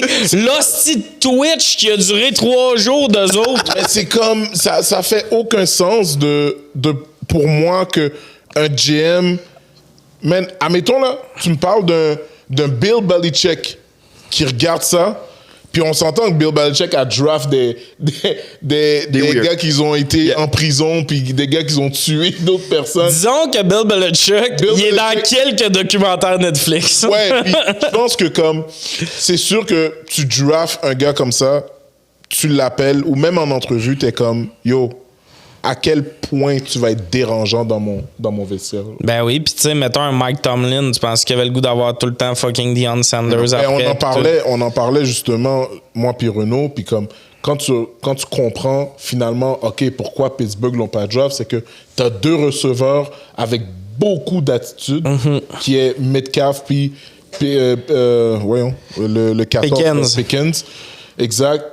Yo, après ça, tu rajoutes un média comme Shedder, man, ça va exploser n'importe quand. Ça va exploser. Je suis pas sûr que le fit, en plus, était bon à Pittsburgh. Là, on s'entend au-delà. Je te parle en première ronde. Là, dans les autres rondes, à Magny, tu prends un flyer. Mais tu sais, Shedder, il n'y a pas un bras super puissant. À Pittsburgh, c'est un des stades où ils vendent vraiment beaucoup, surtout un des côtés du stade près de la rivière. Il y a énormément de vent. Puis surtout, là, ton corps de receveur, il est avec 2 gars explosifs à qui t'aimes pousser le ballon. Fait que je trouve que le fit naturel était pas là. Ceci étant dit, on s'entend rendu au troisième, quatrième tour. Là, c'est une autre paire de manches. Pour la première ronde, tu peux le comprendre et tout. Mais non, je pense que le pire ennemi de Shedder dans toute l'histoire, ça a été Dion. OK, mais tu sais, on est un podcast qui mélange quand même sport et humour. Ouais. Sa fucking tante, le premier soir, avec Legendary écrit partout ses murs. Ah, c'est bon, hein? C'était le fun, hein? Ouais. Ah, c'est que ça faisait du bien. La Tous drop les était gars. Legendary aussi. Ben oui. Ben c'est ça le gag, c'est que ça devient de la seule affaire qui était légendaire, c'est à quel point t'es tombé loin. Mais tu sais, le plus drôle, c'est qu'il continue de poster des vidéos. Oui! OK, c'est pas ça qu'on voulait qu'il arrive, mais on garde le moral. Il faisait du karaoké dans sa calice de tente. Ça, c'est hilarant. Le gars pas drafté, tequila. Le prank call aussi. Là, faut qu'on en parle. Ah ouais, ça. C'était hilarant, mais désolant à la... Ben, je résume l'histoire vite. C'est qu'en gros, Shudder a reçu des prank calls. Il y a Tyler Warren qui en a reçu, puis d'autres joueurs qui ont dit « Hey, on a reçu des prank calls. » Mais là, pour que vous compreniez, si vous suivez le football, vous savez, quand t'es drafté, t'es pas dans une arena comme au hockey. T'es chez vous, l'équipe t'appelle puis te dit « Hey, le prochain choix, c'est toi. » Ils t'appellent pas sur ton téléphone sur lequel tu reçois des Snapchats. Là. Non, c'est un numéro privé. Téléphone, c'est un numéro privé que la NFL t'a envoyé. Ça peut juste... Il y a juste les équipes qui ont accès. Il y a juste les équipes qui ont accès. Fait que là, quand les rumeurs de prank call sont sorties, on a vu une vidéo sur Internet, la NFL a fait « Comment est-ce possible? » Et sur la vidéo, on a vu un gars qui faisait le prank call puis un gars à côté. J'ai oublié son prénom, mais c'est le fils de Uldrich. Jeff Ulbrich, ouais. Le defensive le nouveau DC. Et qui était head coach par intérim des Jets, là. Ouais. L'an passé, là. Ouais, le nouveau coordonnateur. Son fils, qui est dans une université d'ailleurs, je pense. Ouais, qui a 21 ans, pas 14, là. Non, c'est ça, 21 ans. Donner le numéro, c'était épais, mais d'être dans la vidéo pour le prank call. Et les Falcons ont dû release un statement où ils s'excusaient aux joueurs. Mais Shudder, il a reçu un prank call au pick 9. Là. Hey, j'haïs le gars, là, mais c'est inhumain. C'était vraiment, vraiment chien. Surtout qu'on voit le prank call, on a vu la vidéo aussi du côté de Shedder. Il disait que c'était sain. Tu sais, à un moment donné, il droppait, puis que là, ils ont dit, ouais, tu sais, t'as attendu un long moment, hein? Puis il a dit oui, ça va falloir t'attendre encore un peu. C'était ça le prank call. Le gag est drôle parce qu'on a eu un peu Shedder, ou en tout cas, il tape ses nerfs, mais c'était tellement parce qu'on a déjà vu le prank call de Baker Mayfield, vous l'avez déjà vu cette vidéo-là, mais lui, c'est son téléphone à lui qui avait sonné. C'est juste qu'il y a de même, il y a 2 téléphones. Oui, puis il est sorti premier au total. Oui, puis ça sonne, puis il est comme... Qui a fait ça, tabarnak? Tu sais, un peu en mode, c'est un de ses chums qui l'appelle là. Mais là, c'est le bon téléphone qui sonne, là. Hey, ça, c'est lourd en esti, puis la NFL là-dessus a l'air rookie. Ouais, puis Jeff Ulbrich, serais-tu gêné en tabarnak, man? Je suis pas pour la violence faite aux enfants, mais lui, c'est plus un enfant, Il a 21 ans, là, il arrive chez vous, je m'excuse pas. Tu veux que la tête, ils partent, là. Pensez-vous que la NFL vont changer leur procédure ou ils vont garder la même? Non, ils vont envoyer des Snapchats à cette heure. Ils vont l'envoyer à quelque part. Les Broncos, we're gonna draft you! Ils vont faire en sorte que le coordinateur défensif a pu accès. Parce que aussi, pourquoi, tu sais, je comprends que tu l'envoies aux organisations. Envoie-le au GM qui va faire l'appel, là. Pas besoin de partager ça parce que dans le fond, le numéro traînait chez Ulbrich, puis son fils ou est allé au facility, whatever, il l'a vu quelque part puis il l'a pris en photo. C'est ça qui est arrivé. Mais là, à un moment donné, quand on dit de réduire la masse de personnes à qui tu l'envoies quand on fait un numéro privé, c'est une chose. Asti, à même une organisation, tu peux aussi. Ah, mais même là, moi, je vais pousser, là. T'sais, à quel point ce numéro-là t'es pas protégé? C'est le awareness de son fils. Asti, il est dans la vidéo. T'es-tu un hostie d'épais? Oui. On va faire le lien à l'époque d'Internet. Oui, il est dans la vidéo! Avec ses chums, comme il... C'est comme si j'étais dans une vidéo. Hey, il y a des infos secrètes qui ont leak de la station Énergie. Tu me vois dans la vidéo, me demande c'est qui. Sûrement le gars qui travaille là-bas, tu sais. Mais ouais, fucked up ça. Mais ouais, fait que la glissade et tout ça. Les Browns ont encore fait le show pour les bonnes et les mauvaises raisons. On s'en va à un pic que j'ai adoré. Reno du côté des Raiders. Yes, sir. Ashton Gentil. Gentil. Faut le dire comme un Haïtien parce que c'est un Haïtien. Exact. Running back à Boise State. C'était un peu le Joker là, dans cette première ronde-là, au sens où, bon, les running backs n'ont pas l'habitude de sortir aussi haut, mais là, on parle d'un phénomène spécial. Il a passé tout près de briser le record de Barry Sanders dans les rangs universitaires pour le nombre de verges en une saison et tout. personnellement, honnêtement, autant ce que je sais que c'est un joueur spécial et tout, je suis pas capable de pas m'empêcher de penser aux Giants quand ils ont repêché Saquon Barkley, au sens que lui avec est un phénomène spécial, un des rares running backs qui peut monter. J'avais pas de problème à ce qu'il sorte haut étant donné le phénomène qu'il est. Je suis un peu déçu que ce soit les Raiders, honnêtement. Puis j'ai pas aimé le reste de leur draft, on va en parler après. Je suis pas un fan nécessairement de ce que les Raiders ont fait. C'est pas une organisation de laquelle je suis très fan non plus. Écoute, au moins, bon, Pete Carroll, Tom Brady, qui sont maintenant les hommes en charge, si tu veux, au niveau football, j'ai envie de leur faire confiance. Leur premier off-season m'impressionne pas. Ben, moi, au contraire, je pense que c'est un bon choix. Je suis content qu'il aboutit là, parce que comme moi, vous savez, je suis fan de coach d'expérience. Fait que quand tu es avec un bon coach d'expérience, je pense qu'il peut juste développer tes atouts puis travailler aussi sur tes faiblesses. Mais j'aime aussi la comparaison qu'on fait de Genty à Alvin Kamara. Moi, je pense que tu sais là, à quel point je suis fan de Kamara. Puis selon moi, Kamara et McCaffrey sont dans la même tranche de running back. Je pense vraiment que Genty, c'est un très bon choix, puis ça va être un running back de génération avec les Raiders. Je pense que Pete Carroll va bien l'utiliser. Puis quand je regarde aussi leur deuxième choix, là, le receiver Jack Beck, c'est un très bon choix parce que, comme je vous le dis, Carroll avec Geno Smith qui lance très bien le ballon, ça peut juste les amener quelque chose. Tu rajoutes de ça leur tight end Bauer. Ça va être parfait. Tu sais, moi, mettons, je suis un peu déçu que Genty tombe là. Ouais, c'est ça, moi aussi. J'aurais aimé qu'il tombe dans une équipe plus prête. Par contre, chez les Raiders, il est là. Ouais, c'est le gars qu'il faut que tu prennes. T'es Vegas, t'es la ville du divertissement. Ton équipe est moribonde. Là, Genty va remplir les estrades. Tu vas perdre 30-14, il y a 100 verges, c'est pas si pire. Tu comprends? T'as Max Crosby qui est là, faut que t'amènes du vrai talent puis tout ça. Pour moi, c'est un talent pur que t'as amené. Ma petite déception, c'est que j'aurais aimé qu'il tombe encore de quelques pour qu'il soit dans une équipe un peu plus complète, qui a une ligne à l'attaque un peu meilleure puis tout. Mais pour moi, ça reste un bon choix. Le reste de la draft, je la trouve moribonde, pour être vraiment honnête. Vraiment, je suis d'accord avec toi. Moi, je suis pas fan vraiment du reste. Ça. Pour moi, c'est Gency et les autres. Mais tu sais, ils sont allés ramasser une future vedette, dans 2 ans, qui sait où les Raiders vont être rendus. Mais ça m'a quand même surpris qu'ils ne swingent pas pour un QB. Moi, je vais le dire, les Raiders, là, je commençais à ne pas comprendre. On le sait que le propriétaire aimait beaucoup Shudder. Ils ont eu des discussions. Tom Brady, as-tu peur de l'excellence? Non. Est-ce que Tom Brady va être intimidé par Dion? Non. Là, tu avais Geno Smith pour sit Shudder une année. Tu as Pete Carroll. Pour moi, Shudder, ça aurait été la meilleure situation. 4e tour, il ramasse Shudder, puis tout d'un coup... Il y avait 3 choix de 3. Tout d'un coup, j'aurais fait, les Raiders, ils ont une solide draft. Un receveur, un running back, un QB. Ça fait 2 ans qu'ils attendent, les Raiders, hein? L'année passée aussi, on n'a pas soigné sur un QB. Une des rares équipes. Et moi, j'avais tout le temps peur que Rattler, ça ramasse ça quand j'espérais qu'il tombe.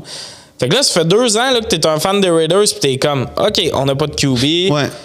OK, pas cette année encore, mais tu sais, Geno Smith, c'est bien correct. Faites-en donc pour citer un jeune en arrière de lui. Je suis 100% d'accord.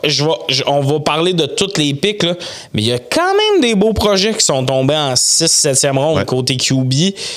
Je trouve que... ils ont pris un QB, là. Mais ils en ont pris 2. Ils ont pris Cam Miller de North Dakota State puis Tommy Mellott. Mais Tommy Mellott jouait aussi receveur. Fait que ça en dit long sur lui en tant que passeur. Là, on s'entend que c'est pas un projet Cam Miller, on a peu aucune calice d'idée c'est qui. C'est un gars qui joue en Division 2. Non, je suis d'accord. Moi, j'aurais pris... Tu sais, avec tes 3 choix de 3e ronde, t'étais pas capable de prendre un flyer sur soit Shedder, les Milrow, les Dylan Gabriel et tout. Je te dis pas que je suis fan de tous ces gars-là, mais prends un flyer, vois pendant un an, évalue la situation, puis dans un an, est-ce qu'on repêche en première ronde un QB? Là, t'as aucune certitude, rien. T'as un QB vieillissant, qui est pas non plus une superstar, là, Geno Smith. Non, mais c'est parfait pour montrer basic à un jeune corps. Oui, mais je veux dire, là, dans la mesure où t'as personne derrière t'as personne à qui t'apprends. C'est une année brûlée. C'est une année brûlée, exact. Je suis d'accord. Puis tu brûles une année de contrat recrue à Ashton Gentil. Moi, j'aime Ashton Gentil. J'ai pas de problème à ce qu'il sorte numéro 6. J'avais un problème à ce qu'il sorte à Vegas. Pour moi, il y avait trop de besoins dans cette équipe-là.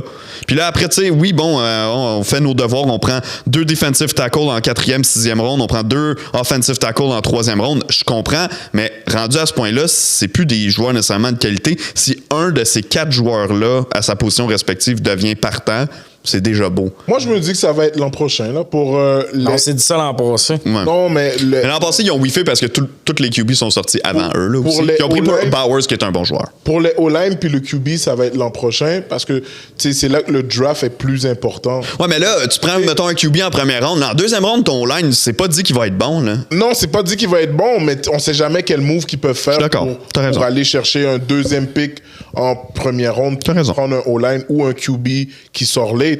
Parce que c'est sûr qu'ils vont pas toucher. Si Manning reste en première ronde, c'est sûr qu'ils vont pas le toucher. Puis c'est sûr qu'ils vont pas toucher au deuxième quarterback meilleur aussi. Mais il y a ça, c'est que là, ils arrivent à une croisée des chemins où ils prennent pas les QB qui tombent à eux. Mais on sait très bien que l'année prochaine, ils n'auront pas un choix top 5 avec l'équipe qu'ils ont là. C'est une équipe trop bonne pour perdre toute leur game. Tu sais, t'as Max Crosby, t'as Bowers, t'as John T, puis t'as Geno Smith, qu'on peut bien dire ce qu'on veut. Il va aller battre une coupe d'équipe dans l'année. Là. Mais, OK, moi, ce que je me dis, c'est le premier off-season de Brady puis de Pete Carroll. Je pense que Carroll est arrivé avec un plan. Ils sont allés chercher Geno Smith, sachant que Carroll connaît Geno Smith puis il sait qu'est-ce qu'il peut accomplir dans cette ligue-là. Fait que, techniquement, je pense qu'ils ont eu une conversation. Geno Smith lui a dit, regarde, moi j'ai encore 5 ans dans le corps ou j'ai encore 4 ans dans le corps ou whatever. Fait que Pete Carroll a fait comme, OK, ben c'est pas maintenant qu'on va draft un carrière. Si on gagne pas de Super Bowl, puis dans ces 3 prochaines années, Crosby veut partir, est-ce qu'on va l'avoir pour un first round? Peut-être, peut-être pas. Mais tu sais, je pense qu'ils vont mais t'es dément. Si Gino dit, il me reste 4 ans, puis tu le crois, il reste 6 mois. Non, mais dans le sens, une année, il faut voir les signes. Là, c'était l'année parfaite pour mettre des projets en arrière de Gino. Pour que quand t'es éliminé, tu rentres. Tu sais, il aurait pu prendre Shudder et Milrow, puis ça m'aurait pas fâché. En mode tu mets 2 projets, puis tu pogneras lui qui marche. Les QB, là, cette année, c'est pas des QB que t'es sûr à 100% autre que Cam Ward. Ouais, mais t'es jamais sûr. Josh Rosen est déjà sorti 10e, là, dans le sens où il n'y a pas une année où tu vas être sûr. Puis quand t'es sûr, il sort dans les 3 premiers choix. La gestion du risque, c'est important dans la NFL. Puis pour moi, rendu au 3e et au 4e tour, quand il y a un talent comme Shudder, peu importe ce qui l'entoure, qui est là, puis t'es une équipe moribonde, hey, imagine là, le hype qu'il y aura à Vegas si Shudder puis Genty arrivent, là. En tout cas, on peut passer au prochain pick. I guess qu'on va se rendre à 10 puis qu'on va faire les 20 autres dans l'autre. C'est bien possible. Aussi, on peut... je pense qu'à partir d'ici aussi, ça va un peu accélérer. On peut les clencher là aussi. Ça va accélérer aussi à partir d'ici. Écoute, avec les Jets de New York qui ont pris Armand Membou, le tackle de Missouri, que certains aimaient encore plus que Will Campbell, mais règle générale, c'est le 2e tackle disponible. Je pense que c'est un choix évident pour les Jets au sens qu'il y avait un besoin clair. Là, l'année passée, on a investi là-dessus aussi avec Fashanu. Là, on a 2 bloqueurs. C'est comment est-ce qu'on a vanté les équipes qui avaient 2 bons bloqueurs, les Lions de ce monde, les Chargers de ce monde. Je pense que les Jets vont dans la bonne direction. Décision logique, right, pour cette équipe-là. Est-ce que quelqu'un va s'ostiner? C'est toujours nice d'avoir un tight end quand tu as une bonne offensive pour courir le ballon. Ouais. Je pense que ça peut compléter beaucoup de choses en offensive. Puis c'est un gars qui faisait quand même bien dans la NCAA. Donc, c'est une autre équipe que j'aurais vu peut-être prendre un flyer avec un QB plus late, là, quand ils sont tous sortis en 3e ronde, mais tu checkes la disponibilité des choix qu'il y avait. Leur choix de 3e ronde était avant que les QB sortent. Ils ont décidé de prendre un corner, puis c'est correct. Puis dans leur QB room, ça aurait fait un malaise, je pense. Non, je pense pas. Justin Fields arrive pour être le starter. Ouais, mais ils n'ont pas donné les clés d'une Lambeau là, non plus. Non, ils ont donné une location sauf que, contrairement à Gino... Lui, c'est un ancien top choix. L'année passée, il n'y a pas eu une mauvaise... En tout cas, quand il a joué, il a bien fait. Il a été sorti. Tu sais, ça aurait pu être malaisant de faire on a pris Jalen Milrow. Ouais, mais tu le prends en 3e ronde. Là. Oui, sauf que avoue que c'est pas un mentor, Justin Fields. Surtout qu'on sait qu'il y a un peu des problèmes d'attitude dans le QB room. peut-être une bonne affaire de faire. Puis, eux autres, ils ont déjà pris Jordan Travis l'année passée, qui était blessé. Ouais, pis tout non, ça. t'as raison. Moi, comme je te dis, avec l'ordre des choix qu'il y avait, j'avais pas de problème parce que le choix de troisième ronde était avant que toutes les QB sortent. Il y avait un besoin au poste de corner. Ils ont décidé d'aller prendre un corner. Puis après ça, les top gars étaient sortis. Fait qu'ils se sont dit, on va aller chercher du value ailleurs. Alors, je suis pas dans le même mood que, mettons, pour les Raiders où j'étais comme, fallait absolument que tu le fasses, puis ils l'ont pas fait. Donc, pour les Jets, pour moi, c'est assez rapide. C'est pas mal ça. Moi, j'ai adoré leur choix de premier tour. Non, mais moi, je suis d'accord avec leur choix de premier tour. Un tackle, c'est ça qu'il faut. Là, c'est pas sexy, mais c'est ce qu'ils ont besoin. Pour protéger Justin Fields, c'est essentiel. Là. On sait que c'est lui qui va être ton carrière. C'est lui que tu veux protéger. Surtout avec le terrain sur lequel tu joues. Let's go, vas-y, protège-le. Puis, exact. Les Panthers de la Caroline qui sont allés avec Tetaroa McMillan, le receveur d'Arizona. Personnellement, je déteste pas le joueur, j'aime pas la sélection. Je trouve que, bon, oui, il y avait un besoin au poste de receveur chez les Panthers. Ceci étant dit, c'est un autre receveur peu explosif, au sens que il est dans le moule un peu de ce qu'on a déjà chez les Panthers, selon moi. Il t'amène pas quelque chose de nouveau dans cette équipe-là. Puis on s'entend que s'il y a une équipe qui avait des besoins à peu près toutes les positions, c'est bien les Panthers. Pour moi, à leur rang, la logique, c'était prendre le meilleur joueur disponible, peu importe sa position, puis je pense pas qu'ils l'ont fait. Leur premier choix l'année passée, c'était Leggett. Ouais, puis il y avait trade-up pour aller chercher Leggett. Puis pour moi, cette équipe-là, puis je l'avais mentionné quand on a fait le mock draft ensemble, parce que c'est moi qui faisais les Panthers, puis j'avais pas pris un receveur. Puis je m'étais dit, cette équipe-là est pas assez bonne et talentueuse pour se permettre 2 ans de suite de drafter des receveurs. Ouais, puis l'année d'avant ou 2 ans avant, le gars qui a envoyé au Cowboy, là, c'est quoi déjà son nom? Ouais, je sais, Mingo. Jonathan Mingo, je pense que c'était leur premier pick aussi, ou le choix de début deuxième. Ouais. Ils ont mis beaucoup de draft capital sur des receveurs dans les dernières années. C'était un choix de 2, puis rapidement, il a été flippé. Là, ouais, c'est ça. Puis je trouve qu'une année, c'est bien beau des receveurs. On a Bryce Young et compagnie. Mais il y a besoin d'autre chose. Il n'y a pas eu vraiment de protection qui a été ajoutée pour Bryce Young. Non. Pour moi, c'est le gros problème parce qu'après ça, on parle de Scorton. Le nom, je serais pas capable de le dire, mais un autre edge. Ouais. Trevor Etienne. Le frère de Travis. Ouais, tu sais, c'est pas des gros picks. J'aille pas Mitchell Evans de Notre Dame, tu sais, 5e ronde. Parfait. Il est rendu là, mais c'est pas un gars qui va être game changer. Tu sais, je trouve que c'est une équipe qui survit les Panthers, puis tu sais, justement, j'aurais pris un gars explosif dans leur position, là, puis ça aurait été ben trop tôt, là, mais il y avait besoin d'un profil à la Matthew Golden, mais ça aurait été trop tôt avec cette pick-là, mais justement, trade back va ramasser du draft capital. Ben oui, exact. Non, je suis d'accord avec toi. J'aime pas ce qu'ils ont fait dans leur repêchage.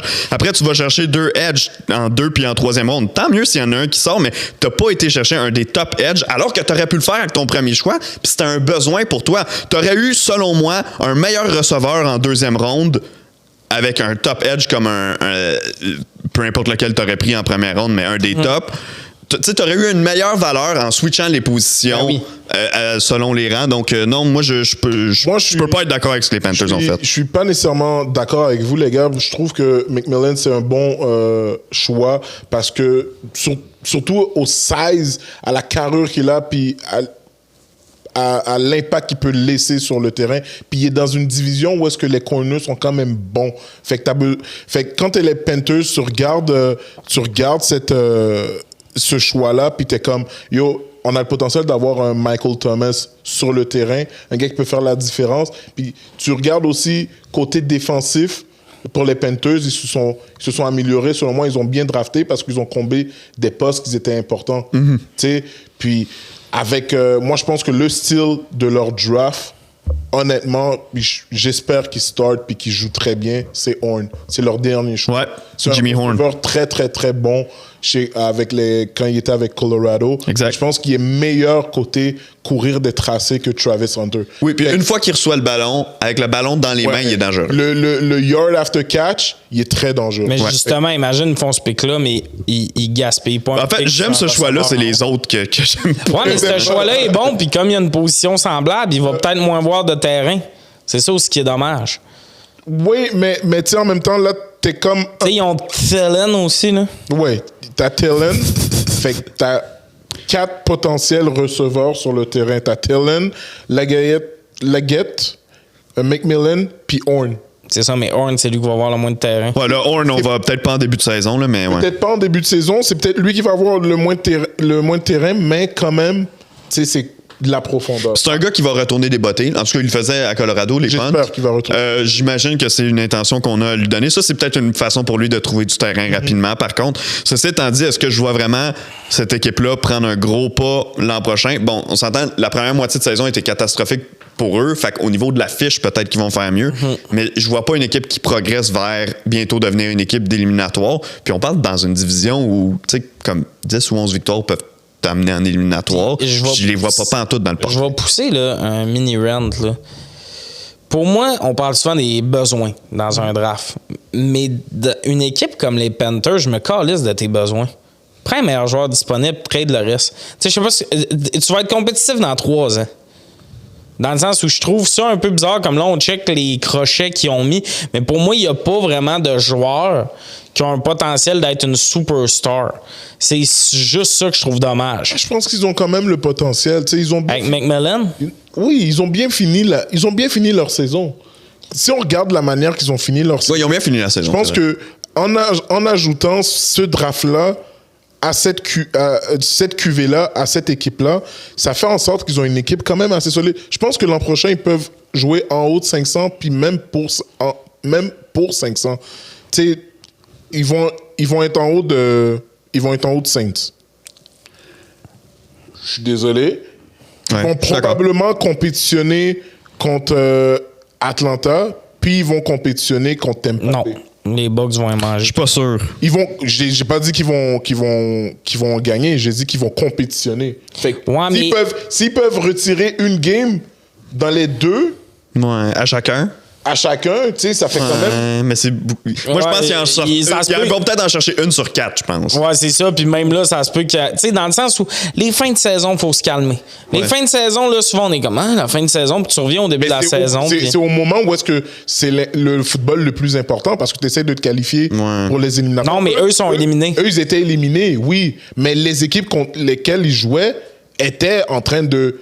Ils n'ont pas eu des grosses games contre des équipes non plus. Ils ont eu des grosses games. En fin de saison, ils ont eu des grosses games. Oui, mais ce que je veux dire, c'est qu'il y avait beaucoup d'adversaires aussi sortis. Moi, les fins de saison, je veux quand même faire attention avec ça. Ils ont eu une progression, mais ça reste à prouver. Puis mon point sur les besoins, mettons, là, pour moi, quand tu as déjà Leggett, Thielen, c'est pas un besoin d'avoir un receveur là cette année. Surtout qu'un receveur qui va finir par te coûter fucking cher à la vitesse où ça va. Avant même que tu sois bon. Avant même que tu sois bon, tu es censé drafter ça à la fin de ton espèce de receveur vedette pour l'avoir son contrat recru le plus longtemps possible. Moi, j'arrive à un stade où il y a le milieu de la draft, là, à chaque année, c'est là qu'il y a les choix les plus what the fuck. Parce que c'est des équipes qui sont convaincues que l'année prochaine, ils peuvent être là s'ils patchent le trou. Chris, tes trous, patch-là aux agents libres puis draft des bons prospects avec un choix de 10 au total, mettons. On enchaîne, les boys. On va aller aux Saints, 9e choix au total, les Saints de la Nouvelle-Orléans de Tommy, son équipe. Je veux pas juste... Ben, évidemment, on va parler de la classe en général, mais je veux combiner comme les 2 premiers choix ensemble pour que tu m'en parles. Calvin Banks, au 9e choix total, qui était le 3e bloqueur offensif à sortir. Et en 2e ronde, l'excellent, le populaire Tyler Shaw, le vieillard, le Brandon Whedon de son époque. C'était. En tout cas, c'est un draft décalissant parce que. Tu vas dire tout ce que je voulais dire. En tant que fan des Saints, quand tu penses à la prochaine saison, tu te hype pis tout. À 3 jours de la draft, on apprend que Ramsey prend sa retraite. Ça change la donne. Ça change la donne. Il te manque un tackle. Fait que ton premier pick que tu as souffert toute l'année pour avoir, finalement, il sert à remplacer un gars que tu pensais qu'il allait peut-être revenir parce qu'il a 29 ans. Ouais. Déjà là, ça, c'est déjà un nuage gris. T'arrives au 2e tour, 40e choix au total, puis on a assisté au pire pick de la draft, puis je vais pousser plus loin, pire pick des 3 dernières années. Le value pick, on a pris notre choix, on a pris un briquet, on l'a brûlé. On a brûlé un choix. En plus, je te parle de comment j'aime les choix début 2e ronde. Je ne peux pas concevoir ce qui s'est passé. Je ne comprends pas ce qui s'est passé. Ma seule hypothèse, c'est qu'on s'est fait couper l'herbe sous le pied par les Bears qui sont allés chercher Burden. Puis je pense que c'était notre gars parce qu'on avait besoin d'un receveur. Ouais. Puis le pick a été long à faire, fait que tu sens qu'il essayait de trader. Mais je ne comprends pas. Le gars, il a 26 ans, il est pas bon. Le monde, non, mais il pourrait. Non, il est fuck all. Il se blesse tout le temps. Du carrière. De shot. Ouais. OK, oui. Il est nul. Il n'y a rien de bon dans ce pick-là. Je pense même pas qu'il était comme top 5 des QB. Non, il était vu en bas de Quinn Ayers qui est sorti en 7e ronde, de Jalen Milroe qui est sorti en 3e ronde. Personne n'a rushé ses QB. Mettons que tu le veux puis tu le ramasses en 5e ronde. OK. Chaque 5e ronde, tu voulais un backup. Moi, je pense sincèrement que Rattler a l'avantage sur ce gars-là. Là. Ben oui. Puis là, il y en a qui disent « Ouais, mais c'est peut-être pour créer de la compétition. » Excuse-moi, là, mais je viens de renter sur une équipe qui aurait pu avoir plus de superstars. Là. Tu pouvais aller pogner un flyer sur quelqu'un qui était en train de tomber pour des problèmes de blessure. Il n'y avait pas en plus le gars qui est sorti aux Cards finalement. Là. Will Johnson. Il était encore le disponible. corner. Il l'était encore. Il est sorti. 2 pics après, je pense. Non, comme un 5-6 choix plus loin. T'sais, Oui, mais je suis d'accord avec toi. t'aurais pu aller. C'est probablement en là plus, que c'est allé. ouais, dans le sens où Tant qu'à t'as prendre un laissé flyer. aller Lattimore, t'as eu un choix de 2 puis un choix de 3. Pogne ces deux-là, pogne Will Johnson, puis là, tout d'un coup, on patch puis on se rajeunit. Oui, on puis brûle notre choix. Tu sais, Will Johnson, je comprends le risque de la blessure, puis c'est pour ça qu'il a chuté en dehors de la lui première aussi, ronde, il y a des c'est blessures. correct. Mais pour moi, le flyer blessure est aussi grand que le flyer focal qu'on va dire. Là, Hey, c'est même pas. Il s'est blessé. Il a manqué 2 saisons complètes dans NCAA. Non, c'est ça. Fait Il y a pas de « Oh non, mais il est solide. » Banks, pour moi, c'est un bon choix, mais comme je vous dis, il remplace quelque chose qu'on vient de perdre. Vernon, mais ça, c'est un choix plate, mais on peut pas dire que c'est un mauvais choix. non, c'est juste genre... Ils n'avaient pas le choix. T'sais. Non, c'est ça. C'est juste plate, les blessures. Comme quand Andrew Luck a pris sa retraite plus tôt, t'es comme... Ah... Puis après ça, t'as Vernon Broughton, que ça, j'aime bien. Jonas Sanker, ça, j'aime bien. Moi, je suis juste surpris que à partir de la 2e ronde, vous n'êtes pas allé, défensif. Je suis juste surpris à quel point que comme... Ben, c'est pas mal ça qu'ils ont fait. T'sais. Après, Oui, c'est mais defensive tag. Ouais, c'est que toi, t'aurais pris un gars avant. Ben oui, ton QB de Louisville, là, Ben non, mais là, ça... comme ça, on s'entend que c'est de la merde. Après ça, tu sais, en 2e ronde, tu étais supposé de, premièrement, aller pour un D-tackle ou un corner. Ça, c'est ce qu'ils ont fait. C'est ce qu'ils ont fait jusqu'à partir de la 6e ronde. Après ça, ils se sont un peu régalés, puis ils ont fini avec un edge. Mais le edge, moi, je l'aurais sélectionné beaucoup plus tôt. Ça, je suis Par exemple, d'accord. Je l'aurais sélectionné avant le safety, le edge, là. Ouais, mais ouais, surtout que c'est pas un besoin. Là. On a Justin Reed puis Tyrann Mathieu fait que pour cette année. Mais en même temps, si ce gars-là se développe pis tout ça, c'est juste que pour cette année, puis la seule affaire qui me réjouit, c'est qu'avec une draft comme ça, c'est peut-être la dernière année de Mickey Loomis. Ouais. Ouais, puis vous avez le potentiel de l'an prochain drafter premier. Exact. Parce Et que là, ça veut dire que Rattler, si les odds continuent vers la lignée de Manning, Rattler, dans le fond, tu vas l'avoir sélectionné pour rien parce que... Mais c'est un choix de Shaw 5. aussi. Ouais, c'est bien plus choquant ça. Dans le sens, Rattler, c'est un choix de 5e ronde. S'il se développe cette année, tant mieux. On lui a donné 2 saisons. Aussi. On lui a donné 2 saisons. Si ça marche pas, si ça marche, on n'aura pas le premier choix au total. Tu comprends ce que je veux dire? S'il est vraiment bon, on va gagner des games puis on ne pourra pas l'avoir à Manning. Non, puis aussi, même vous pouvez finir dernier puis il y a une bonne saison quand même. C'est ça. Puis ça tu peut pognes faire en quelqu'un sorte que- d'autre ou tu trade back. Exact. Sauf que ça n'arrivera pas. Il y a un bon edge, mettons. Vous pouvez prendre un edge comme 2e. Mais ça n'arriverait pas. L'histoire des Saints avec les Manning est trop. Son grand-père, c'est le dernier QB qu'on a drafté en première ronde. C'est 50. Je pense que c'est la 50 ans. seule équipe qui n'a pas 50 drafté ans. un QB en première ronde depuis 50 ans. Exact. Mais tu sais, fait que c'est un peu ça. Fait qu'on verra. Mais pour moi, là, qui est un fan de draft, là, puis je vous l'ai compté, j'avais un show, j'embarquais sur scène 10 minutes après. Ça m'a dégueulé. Les gens ont passé une mauvaise soirée. À Non, cause le de show, ça. le show, scraper le show. le show a bien été, mais Pendant qu'il j'étais a fait comme... 30 minutes de moins que prévu. Non, mais, tu sais, t'es fan de foot toute l'année, là. Puis là, moi, je voulais qu'ils vendent toute l'année. Puis let's go. Puis ça arrive. T'es de même, là, puis ton équipe te chie dans les mains. Il n'y a aucune façon d'expliquer ce choix-là. Ouais. C'est une joke, ce gars-là. On a drafté un meme avec un choix 40e au total. Ouais. That's it. On va enchaîner avec les. Ouais, voulais-tu dire autre chose? Non. Non, OK. Je voulais juste dire Bears. Un choix, je pense qu'on s'en était parlé dans la convo. Je pense que ça a surpris, puis pas juste nous autres, en général. Les Bears de Chicago qui vont avec Colston Loveland, tight end qui jouait à Michigan, qui était même pas le tight end numéro 1 sur les listes en général. Tyler Warren de Penn State était souvent vu devant lui. C'était vu quand même comme un choix de première ronde. Êtes-vous surpris de cette sélection-là? Non seulement le fait qu'ils aient pris Loveland devant Warren, mais aussi le fait que les Bears, avec les besoins qu'ils avaient, avec ce qu'il y avait de disponible sur le tableau, est-ce que... Puis je pense que ce gars-là va avoir son utilité là, dans l'attaque des Bears. Mais est-ce que vous êtes quand même surpris qu'ils aient investi leur choix de première ronde sur une position où on n'a pas nécessairement l'habitude de faire? Oui, parce Oui que et t'as non. Cole Kmet. Vas-y. Moi, je veux dire oui et non parce que tu prends ce tight end-là, Loveland, t'es au courant que l'entraîneur-chef qui était anciennement aussi chez Lions veut aller avec la finesse, veut aller avec des jeux explosifs, fait qu'il fit plus dans l'identité en ce moment des Bears. La raison pour laquelle, où est-ce que je suis pas d'accord avec ce choix-là, c'est que si tu es pour aller pour un tight end, prends Tyler Warren qui peut protéger aussi, qui est capable de faire des bons blocs, puis qui est capable aussi de se libérer sur le tracé de passe. Où est-ce que je suis un peu en désaccord avec leur choix aussi?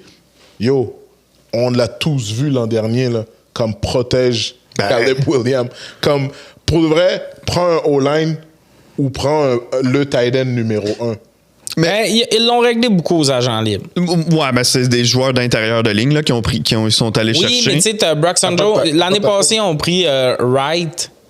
Tu sais, dans le sens, je pense qu'ils sont pas prêts à abandonner sur leur tackle. Non, visiblement. Mais je vais vous le dire. Mais aussi, tu avais 3 tackles qui étaient déjà sortis, t'es rendu au rang numéro 10.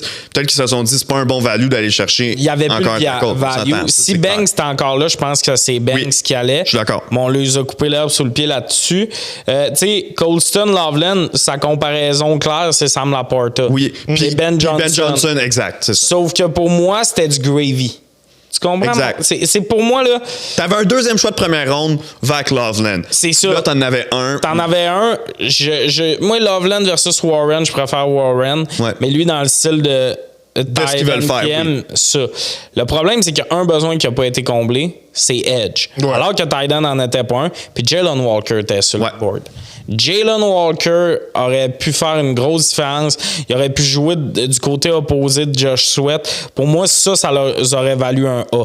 Puis je pense qu'ils ont comblé aussi leur draft avec leur deuxième ronde où est-ce qu'ils sélectionnaient quand même 3 fois. Là. Oui. Mais ils auraient pu, pendant ces 3 choix-là, aller avec le Edge. Fait que c'est comme là qu'ils ont un peu descendu en tant que dans leur grade de... Mais c'est parce que, tu sais, si tu mets pas de tight end dans ce draft-là, puis tu mets Jalen Walker, là, personne ne voit un problème. T'as Cole Kmet. Ouais. Tu comprends ce que je veux dire? OK, ça sera peut-être pas optimal pour cette année. Explosif, là, on s'entend. C'est ça, sauf que tu peux quand même t'organiser. Ouais. Puis t'avais un seul edge qui était sorti, puis c'était Abdul Carter que tu savais que t'aurais pas. Fait que là, après, t'as le choix. Là. Oui, t'as Walker, mais t'en as d'autres qui étaient disponibles. Pierce. Michael Williams était encore disponible à ce rang-là aussi. Pierce, c'était un peu. Je suis sûr que Loveland va être bon. Je sais juste pas à quel point c'était une urgence de le prendre. Deuxième ronde, Luther Burden III, j'ai haï. J'aurais adoré que. Ouais, ça, c'est un bon choix. Que les Saints-là, ils nous l'ont pris devant le nez, là. C'est le pic avant. Fait qu'ils se sont vengés parce qu'on a pris le tackle devant leur nez. Après ça, l'intérieur de la ligne avec un joueur offensive tackle pour l'intérieur, ils l'ont comblé un peu. Moi, j'aime beaucoup Turner de Texas A&M, le defensive tackle, mais il leur manque un edge. C'est ma seule critique sur le draft. Ils ont une super belle draft. Est-ce que Loveland était nécessaire à voir? Tu sais, si Cole Kmet se ramasse assis sur le banc parce que Loveland joue plus, ben il va quand même manquer un edge du côté de Chicago. Mais on s'entend-tu que comparé au draft qu'ils nous ont déjà fait, c'est quand même beau, là?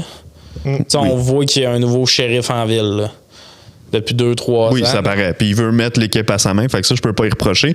Écoute, réévaluation dans 1 an, tant qu'à moi, pour les Bears, à savoir les besoins sont où, est-ce qu'on peut vraiment s'attarder à ces problèmes-là, comme chasser le corps arrière, etc. Donc, à suivre pour Chicago.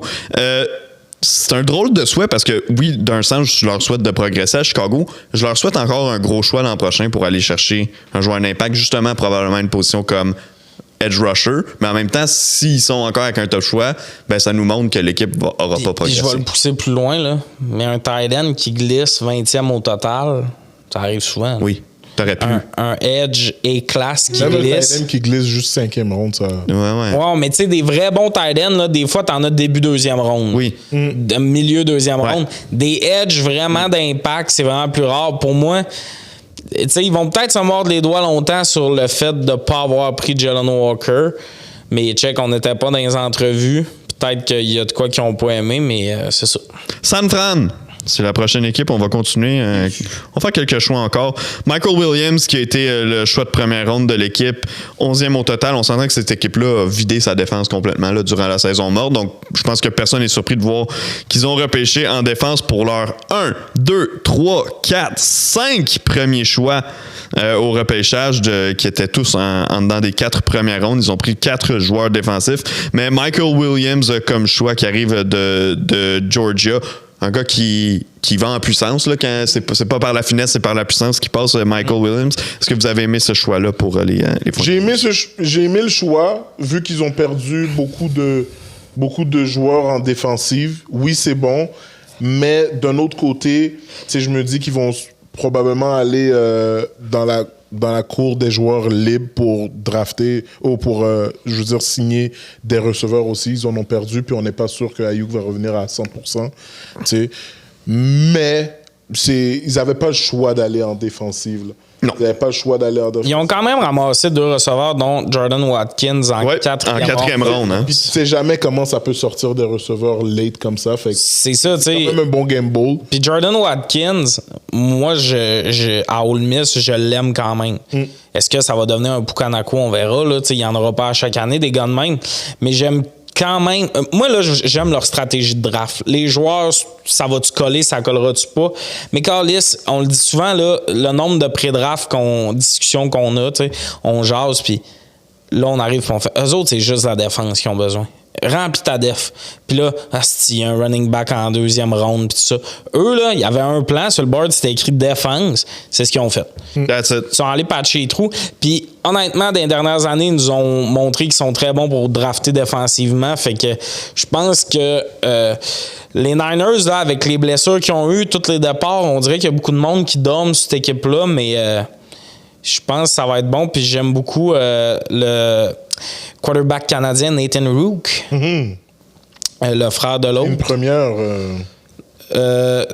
Curtis Rook, c'est-à-dire le frère de Nathan Rook. Ouais. Qui a été drafté hier par les Riders aussi.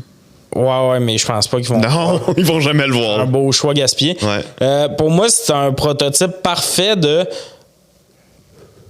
T'es un backup qui pourrait jouer si jamais on a besoin, mais tu sais, la bonne attitude, calme, tu prends pas trop de place, c'est un choix parfait pour les Niners. Distribue le ballon, beaucoup d'expérience au college. J'ai joué 46 départs dans sa carrière de college avec Ohio, avec Indiana. Il a joué dans les college football playoffs l'an passé, un match avec Indiana contre Notre Dame. Moi, j'aime le flyer en 6e ronde, surtout considérant que, tu sais, on l'a dit en 3e ronde, il y a énormément de ces flyers de QB-là qui sont partis.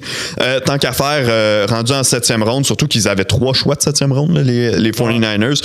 Écoute, ils ont déjà eu le succès en prenant Brock Purdy en 7e ronde. Ils savent qu'est-ce que la patience peut faire avec un prospect que t'aimes puis qui a joué au college.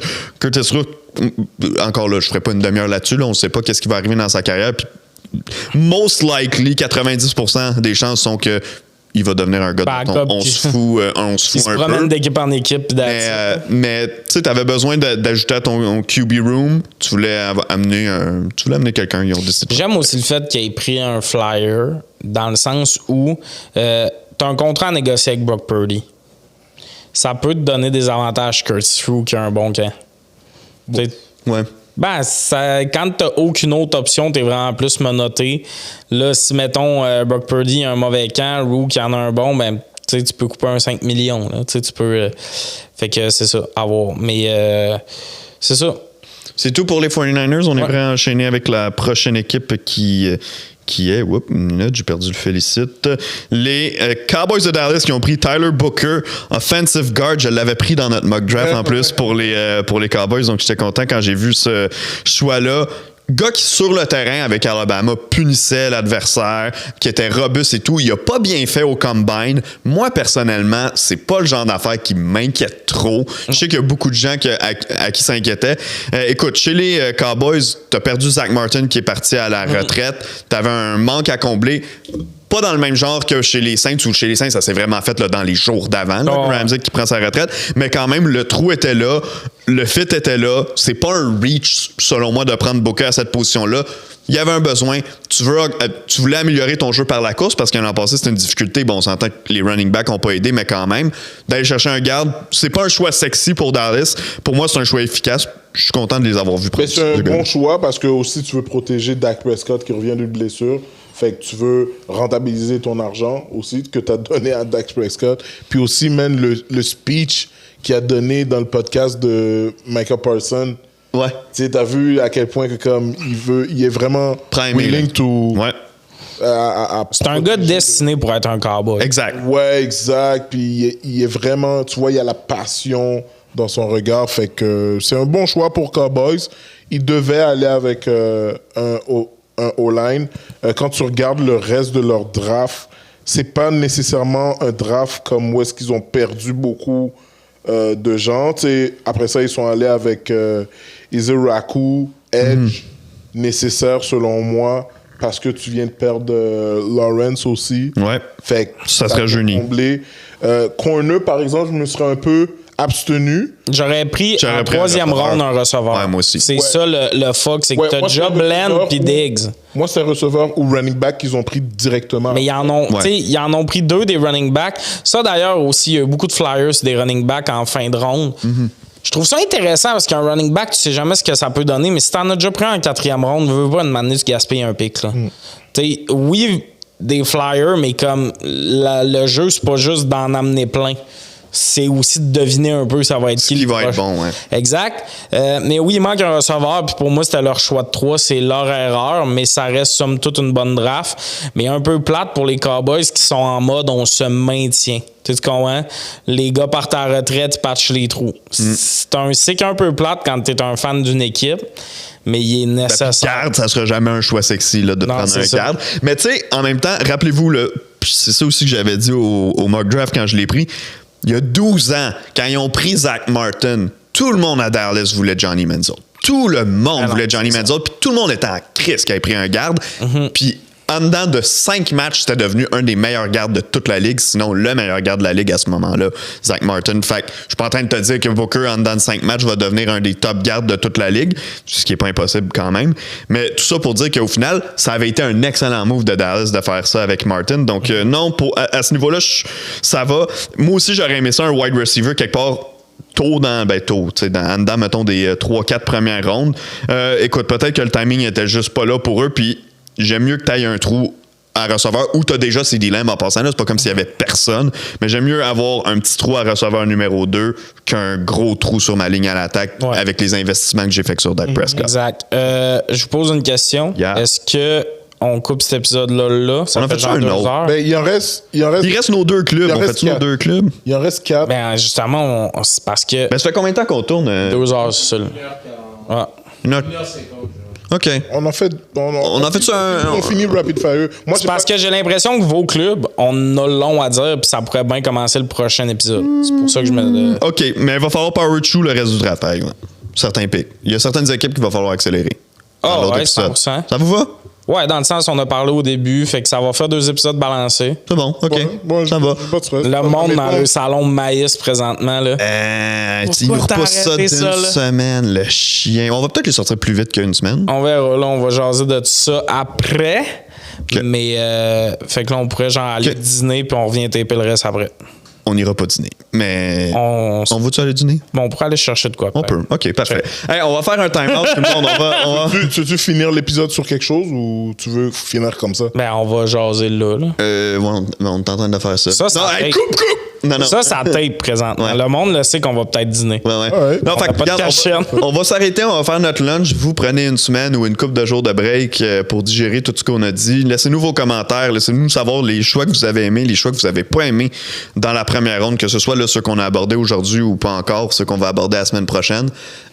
Nous, on prend une petite pause. On s'en va retourner après, puis on vous sort un autre épisode dans quelques jours.